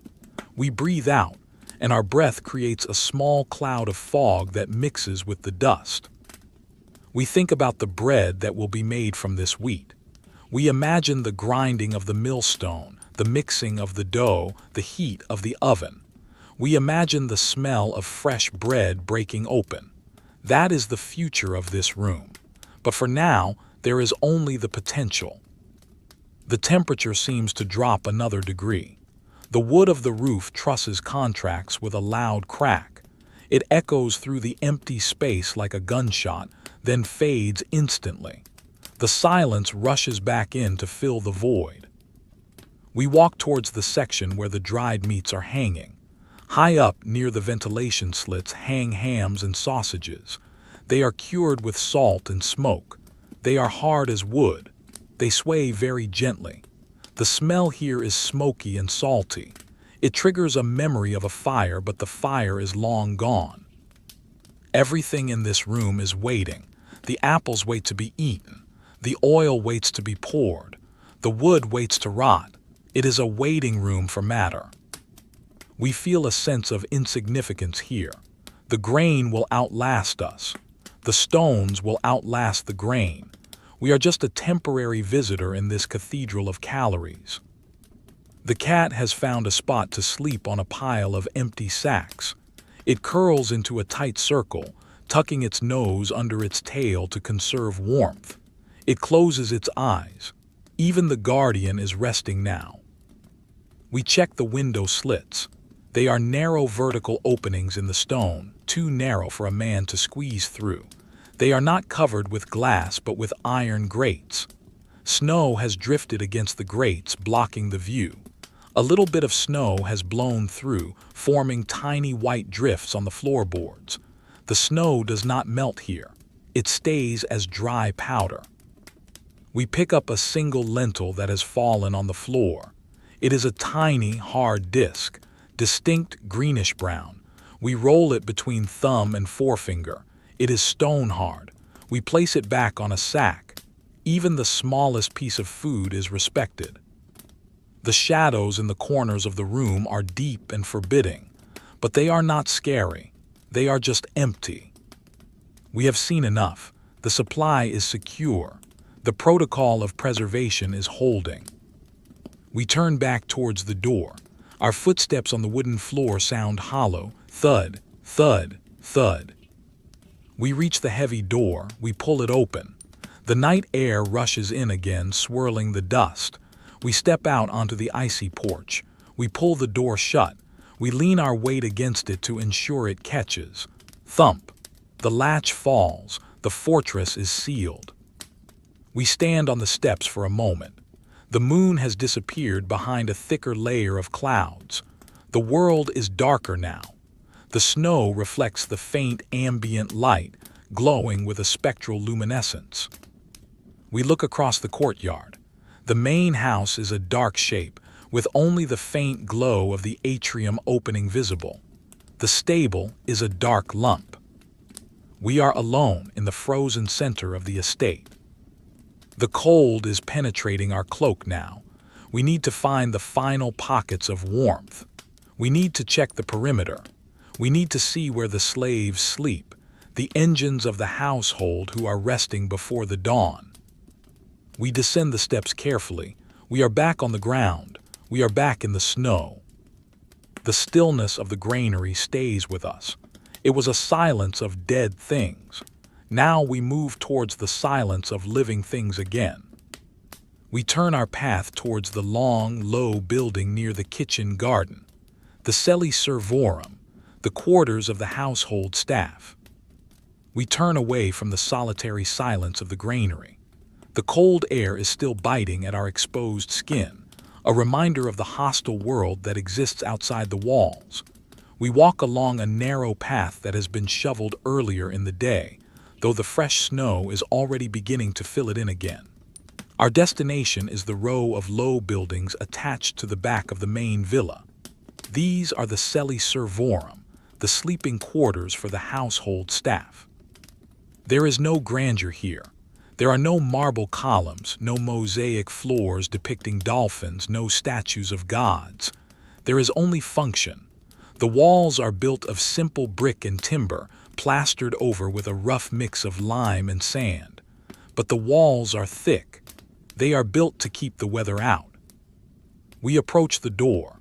It is not the heavy oak of the granary, nor the polished cedar of the bathhouse. It is a simple door made of pine planks, warped slightly by years of seasons. There is a gap at the bottom where the wood has worn away, and a stuffed sack of straw has been jammed against it from the inside to stop the draft. We push the door gently.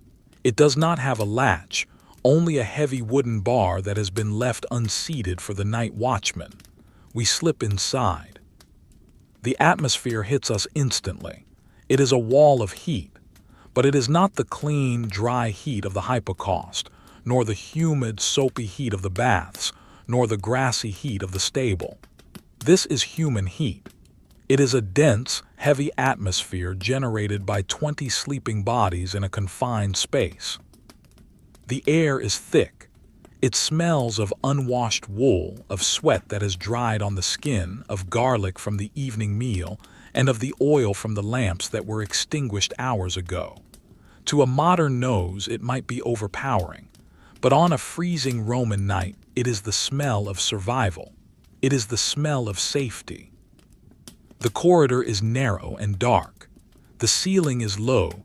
You would have to duck if you were tall.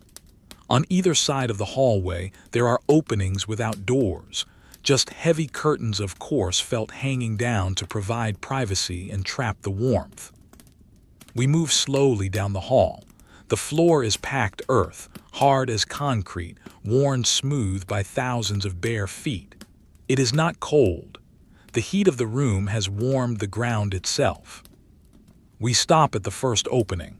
We pull back the edge of the felt curtain just an inch. Inside, the room is small, a mere cubicle. There is barely enough room to stand. The space is dominated by a sleeping platform, a lectus, built into the wall. It is a wooden frame laced with ropes. On top of the ropes sits a mattress stuffed with straw and corn husks. Two men are sleeping here. They are lying head to toe to maximize the space. They are covered in sagum cloaks, heavy, rough blankets of coarse wool that were originally designed for soldiers. The wool is scratchy, but it is incredibly warm. It holds the heat like a thermos. One of the men is the gardener. We recognize him by his hands, which are resting on top of the blanket.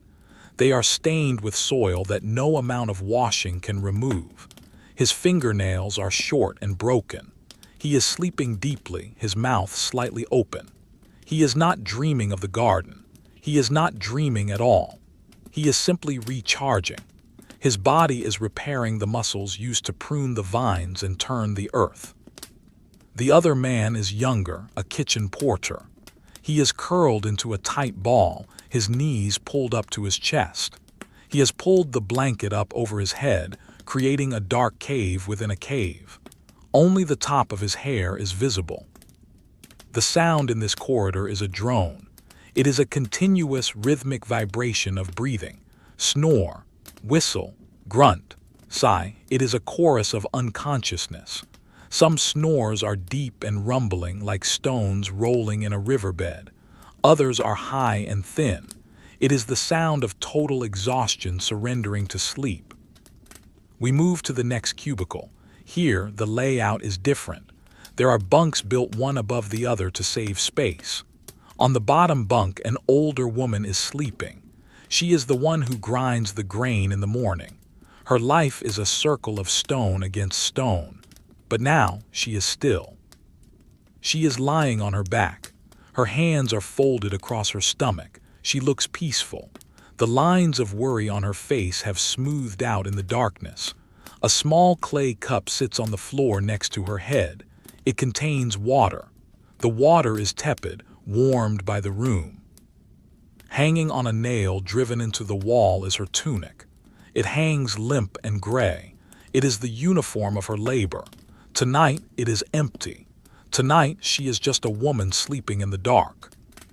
The heat in here is rising. Since heat rises, the upper bunks are the warmest.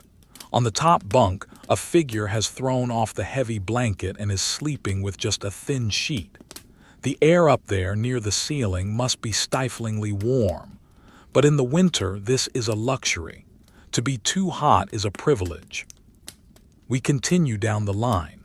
The darkness is almost absolute. Our eyes have adjusted, but we still see only shapes and shadows.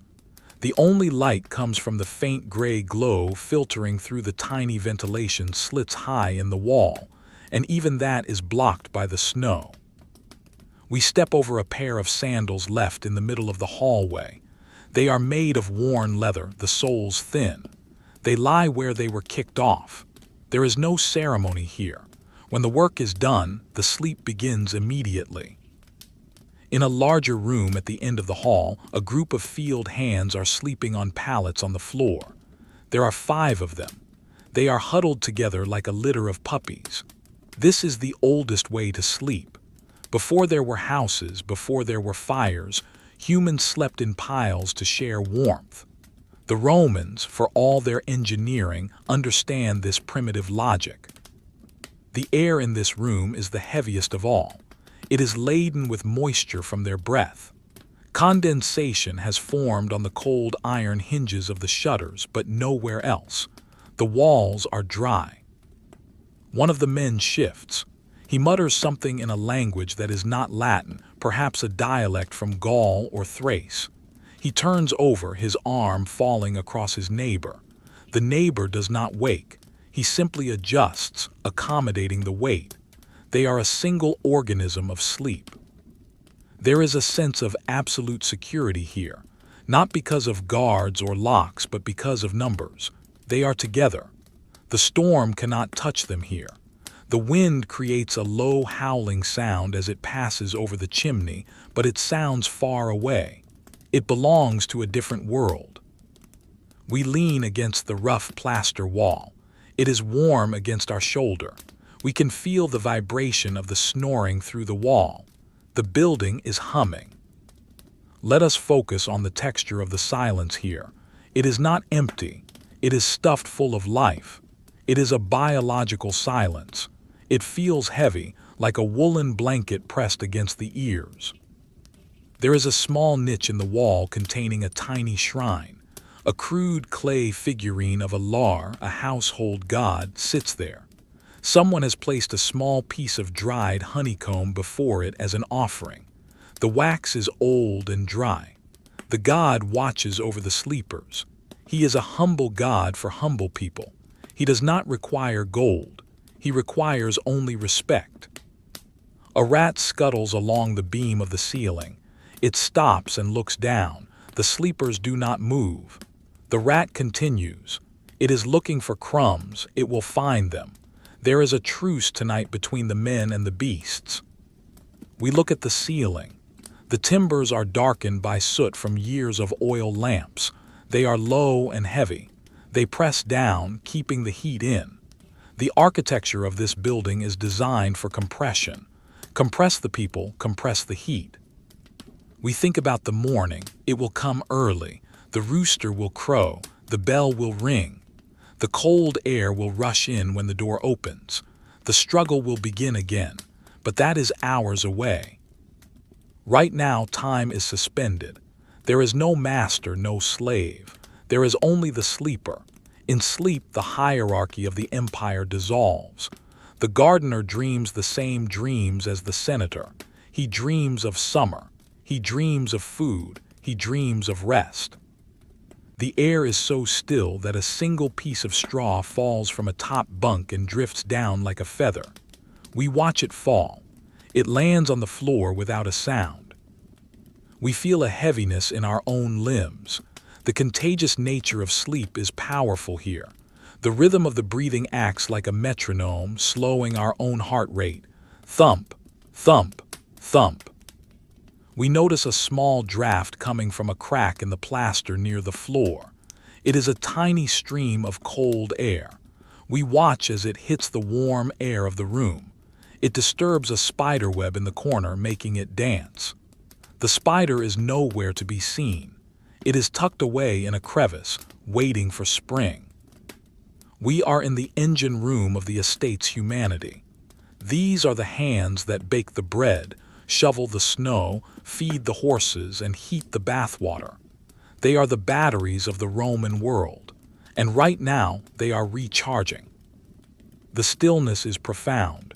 It is a stillness born of physical necessity. The body must rest. The mind must shut down.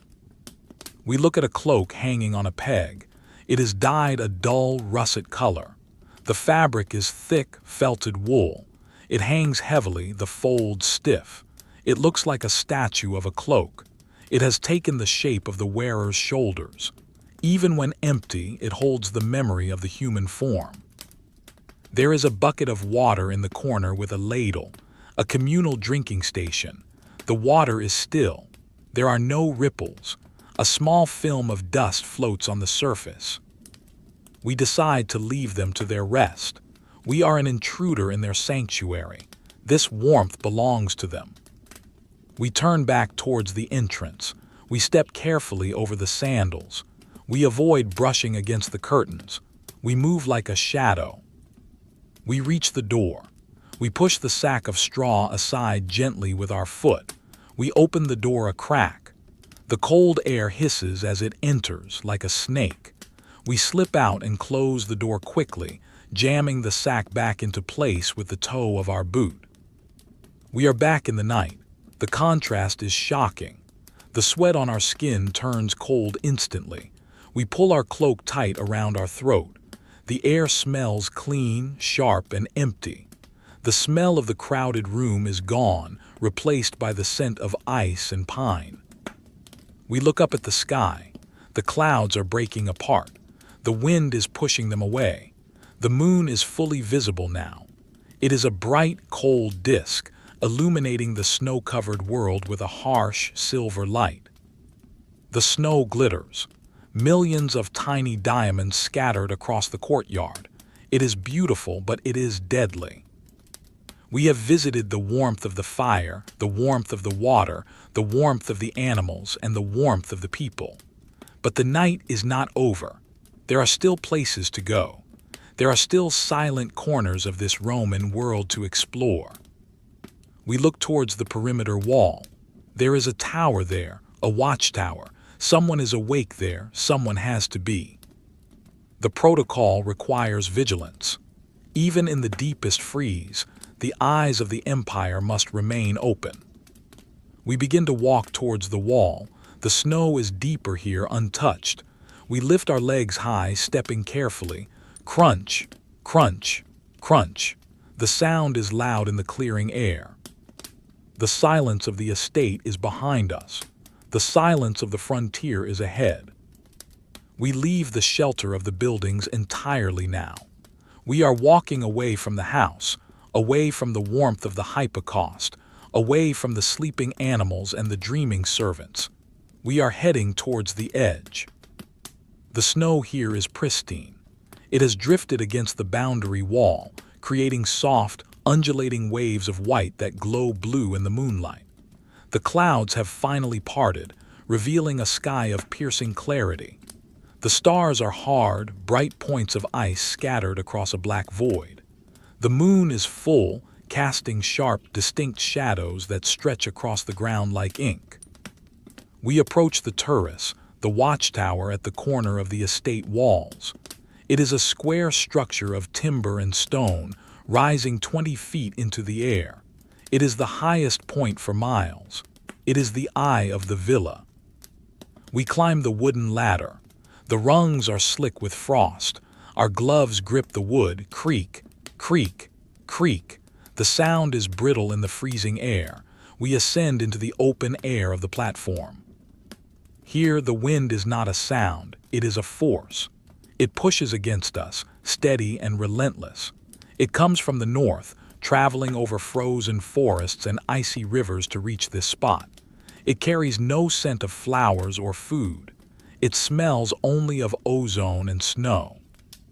A single figure stands here, the sentry, the custos. He is a silhouette against the stars. He is wrapped in a massive pinula, a hooded cloak of heavy, felted wool that has been greased to repel moisture. He looks less like a man and more like a standing stone, weathered and immovable. He is leaning on the railing, looking out into the darkness. He does not turn as we arrive. He knows the protocol. He knows who belongs here. We stand beside him and look out. The view is a monochrome ocean. The Roman road, usually a straight gray line cutting through the landscape, is gone. It is buried. The fields are buried.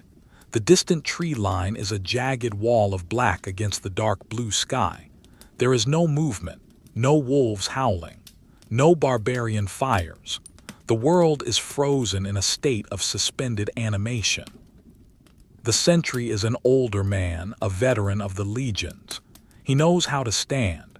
He knows that to move too much is to waste energy, but to stay too still is to freeze. He shifts his weight imperceptibly from one foot to the other. His boots, the caligae, are stuffed with wool and straw, wrapped in outer layers of leather. His feet are warm enough. He breathes out. A cloud of steam erupts from his hood, swirling violently in the wind before being snatched away. Haja. It is the only evidence of life on the tower.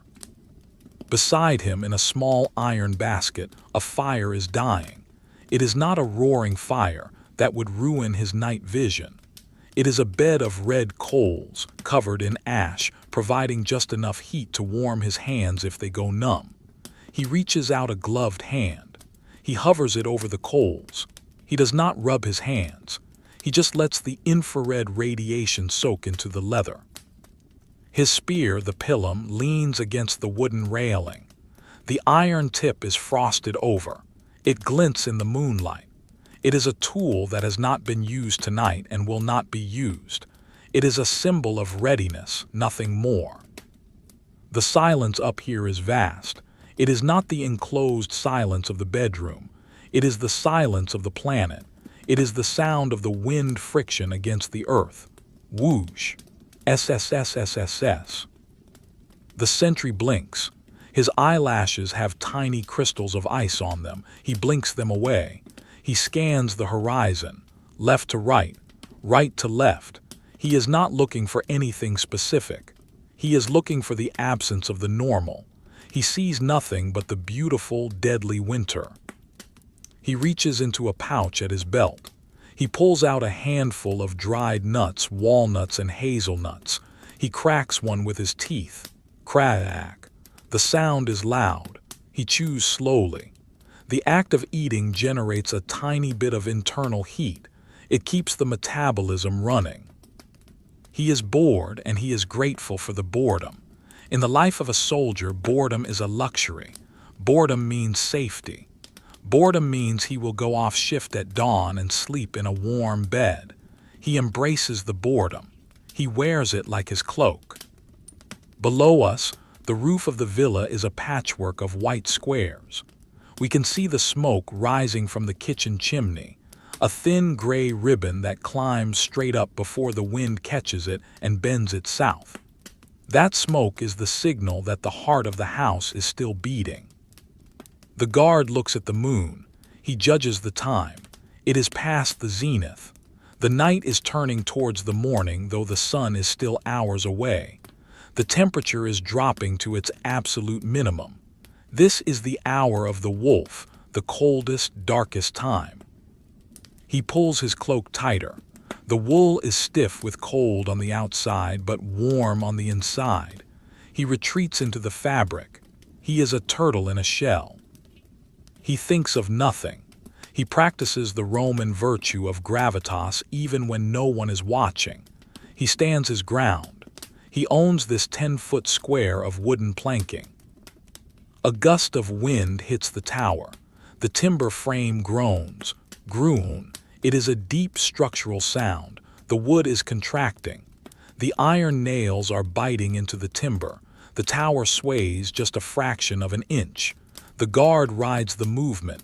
He does not lose his balance. He is part of the tower. We look out at the forest edge half a mile away. The trees are pine and oak. Their branches are heavy with snow. Occasionally, a branch snaps under the weight. We can't hear it from here, but we can see the puff of white snow falling from the trees, a silent explosion in the distance. The world is painting a picture in slow motion. The sentry picks up a small flask made of pewter. He takes a sip. It is pasca, a mix of water, vinegar, and herbs. It is sour and sharp. It cuts through the thirst. It does not freeze because of the vinegar. He wipes his mouth with the back of his glove. He taps his spear against the wood of the railing. Tap, tap, tap, a rhythmic check. The wood is solid, the metal is solid, he is solid. The moonlight makes the snow look like a field of crushed diamonds. It sparkles with an unnatural intensity. If you stare at it too long, it begins to mesmerize you. The guard knows this. He looks up at the sky instead. He finds the constellations, the Great Bear, Orion. They are wheeling overhead, a giant clockwork mechanism that marks the seasons. He remembers a summer campaign in Syria, the heat, the dust, the sun that burned the skin. He holds that memory in his mind, using the mental image of the desert to fight the reality of the ice. It is a mental trick. He adjusts his belt. The leather creaks, creak. He stamps his feet, thud, thud. He resumes his stillness. The cold here is pure. It is sterile. There is no rot, no decay. Everything is preserved in ice. It is a clean world. We lean on the railing next to him. The wood is so cold it burns through our sleeves. We pull back. We wrap our arms around ourselves. The villa behind us looks small from this height. It looks fragile, a collection of stones and tiles in a vast wilderness. But we know what is inside. We know the fire in the basement. We know the wool in the chests. We know the grain in the bins. We know the strength of the system. The guard is the shell, The house is the pearl. He exhales again. Ha! The steam cloud is larger this time. The air is getting colder. He begins to hum a low tune. It is a marching song, rhythmic and repetitive. Sinister, Dexter, sinister, Dexter, left, right, left, right. He is not marching, but his mind is. It keeps him alert. The rhythm is a lifeline. A shooting star streaks across the sky, a slash of white fire that lasts for a heartbeat and then vanishes. The guard sees it. He does not react. It is just another event in the night sky, a minor omen or perhaps just a rock burning up. He does not care. He only cares about the tree line. The silence returns. It is heavier now. The wind has dropped for a moment. The world is holding its breath. In this silence, you can hear the blood rushing in your own ears. Whoosh, whoosh. It is the sound of your own life. The guard closes his eyes for a count of 3. 1, 2, 3. He opens them. The scene has not changed. The snow is still white. The night is still black. The duty continues. He is not lonely. He is solitary, which is different. He is fulfilling his function. There is a dignity in it. We watch the shadow of the tower on the snow. As the moon moves, the shadow moves. It is a giant sundial or moondial. The shadow has lengthened. It is stretching out towards the east, reaching for the dawn that is not yet there. The coals in the brazier settle. The ash shifts. A tiny red glow reveals itself, pulsing like a dying heart, then fades back into gray. The sentry turns his head slowly to the left.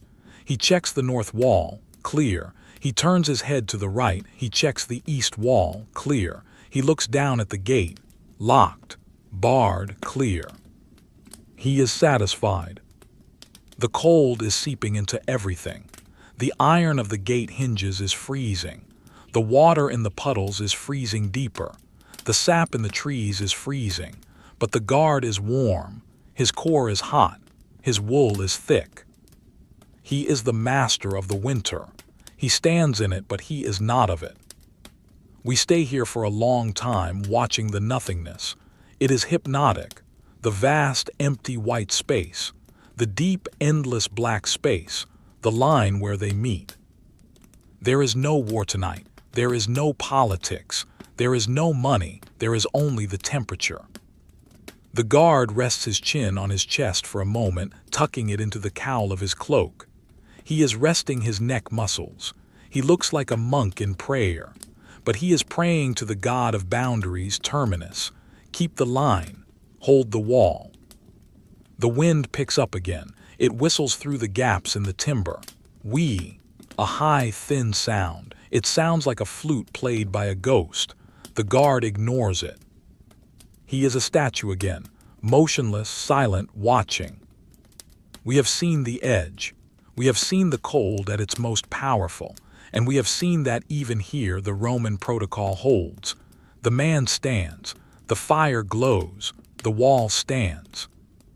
It is time to go back, to return to the center, to close the circle. We back away towards the ladder. We are careful. The ice is treacherous. We begin the descent. Creak. Creak, creak. We drop down below the level of the wall. The wind is cut off instantly. The air is still cold, but the force is gone. We are back inside the perimeter. We land in the snow, crump.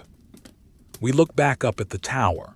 The dark shape of the sentry is still there, etched against the stars.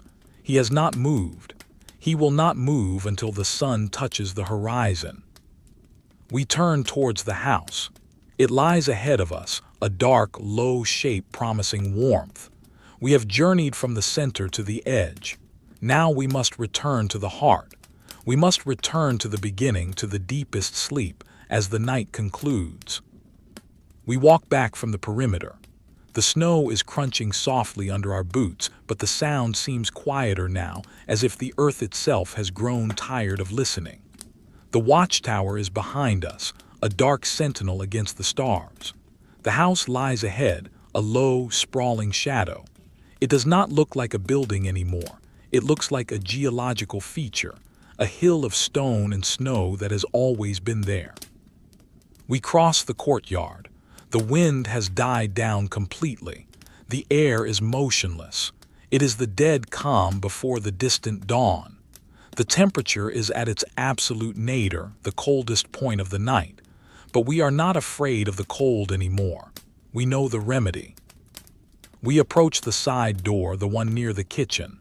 We brush the snow from our shoulders. We stamp our feet gently to dislodge the ice from our soles. We reach for the latch. The metal is freezing, biting the skin. We lift it. Clack. We push the door open. We step inside. The transition is instantaneous. We leave the sharp, crystalline world of the outside and enter the soft, diffuse world of the inside. We close the door. We slide the bolt home. Thud. The world of the snow is locked away. We are back in the capsule. The house feels different now than it did in the early evening. In the beginning, there was a sense of preparation, of active resistance against the cold. Now there is only maintenance. The battle has been won. The house has settled into a deep, rhythmic equilibrium. We walk through the kitchen. The old servant is still there on his stool. He has shifted position slightly, his head resting on his chest. His breathing is a soft rattle. The fire in the stove has burned down to a bed of deep red coals, covered by a thick blanket of gray ash. The ash insulates the heat, releasing it slowly, stingily. The pot of porridge is sitting on the edge of the stove, keeping warm. It is ready for the morning, but the morning is not yet here. The smell of the room has mellowed. The sharp scent of cooking has faded, replaced by the smell of cooling masonry and charcoal. It is a dry, comfortable smell. We move into the hallway. The torch that was burning earlier has gone out. No one has replaced it. There is no need for light. The house knows its own shape. We walk by memory, guiding our hands along the smooth plaster of the walls. The walls are warm. The heat from the furnace has been soaking into them for hours. They radiate a faint, infrared glow that we can feel on our skin. We pass the study. The curtain is drawn back. The room is empty. The master has gone to his bed. The brazier is dark. The wax tablets are stacked. The work is finished. The history of the estate is paused. The numbers are sleeping in the wax. We drift towards the atrium. We do not enter it. It is too cold. We stand at the edge behind the heavy wool drapes. We peek through a slit in the fabric. The moonlight is streaming down through the compluvium in the roof. It illuminates the impluvium pool below. The pile of snow in the center of the pool has stopped growing. The snow has stopped falling. The pyramid of white stands perfectly still in the center of the black water. The ice has sealed the edges of the pool completely. It is a sculpture of winter. The columns around the atrium cast long, motionless shadows. Nothing moves. There is no wind to stir the dust. It is a scene of perfect, frozen beauty. It looks like a painting that will never change. We let the curtain fall back into place. We turn away from the cold heart of the house and move towards its warm heart. We return to the corridor of the sleeping quarters, the cubicula. The silence here is profound. It is not empty silence. It is dense silence. It is the silence of safety. It presses against the ears like cotton wool. We approach the door of the main bedroom, the one we visited at the start of the night. The heavy tapestry still hangs over the doorway. It looks heavier now, as if the fabric has absorbed the weight of the night. We push it aside gently. It makes no sound. We slip inside. The room is darker than before. The oil lamp has burned out. The wick is dry. The flame has vanished, leaving behind a tiny, lingering scent of burnt olive oil. The only light comes from the very faint, ambient glow seeping under the door from the distant kitchen fire, and a tiny sliver of moonlight that manages to penetrate the shutter cracks. It is barely enough to see. But we do not need to see, we can feel. The heat here is perfect. It is a subterranean warmth. The floor, heated from below, maintains a constant temperature. The air is still. It does not move. It wraps around the body like a second skin. The woman is asleep. She has moved from the chair to the bed. She is under the heavy quilts now. We can see the shape of her form under the layers of wool and fur. She is motionless. Her breathing is so shallow it is almost imperceptible. She has entered the deepest phase of sleep, the somnus. Her mind is far away, walking in gardens of eternal summer. The child beside her is also deep in sleep. He has kicked one foot out from under the covers, regulating his temperature. The small foot rests on the sheet. It is relaxed. The nursemaid in the corner has fallen asleep in her chair. Her head is tipped back against the wall. Her hands are folded in her lap. She is a statue of guardianship. She is not watching anymore, she is trusting. She trusts the walls. She trusts the roof. She trusts the fire. We stand in the center of the room. We stop moving. We stop making noise. We become part of the room. We think about the layers that surround us. The skin of the sleepers, the linen of the tunics, the wool of the blankets, the air of the room, the plaster of the walls, the stone of the structure, the snow on the roof, the night sky. It is a series of shells, one inside the other, protecting this tiny kernel of life. The concept of time has dissolved here. There is no past, no future. There is only this extended moment of warmth. The Roman Empire is not expanding or collapsing right now. It is just sleeping. The legions are sleeping. The emperor is sleeping. The gods are sleeping. We listen to the house one last time, creak. A floorboard settles, hiss. A log shifts in the fire downstairs, sigh. A sleeper exhales. These are the sounds of peace. We look at the small shrine in the corner. The household gods, the Lares, are shrouded in shadow. They are small, bronze, and silent. They have done their job. The house is standing. The family is whole. The air is heavy with carbon dioxide and lavender. It is a soporific mix. It makes the eyelids feel like lead. We sit down on a low wooden bench near the door. The wood is warm. We lean back against the wall. The plaster is warm. We close our eyes. We visualize the furnace in the basement. The fire is low, a pulsing heart of orange in a cave of brick. The heat rises. It travels through the channels. It warms the tiles. It warms the air. It is a continuous, silent river of energy. As long as the stone stands, the heat will flow. We visualize the snow outside. It covers the world in a white blanket. It muffles the sound of the earth. It is not an enemy anymore. It is a blanket. It tucks the house in. We visualize the granary.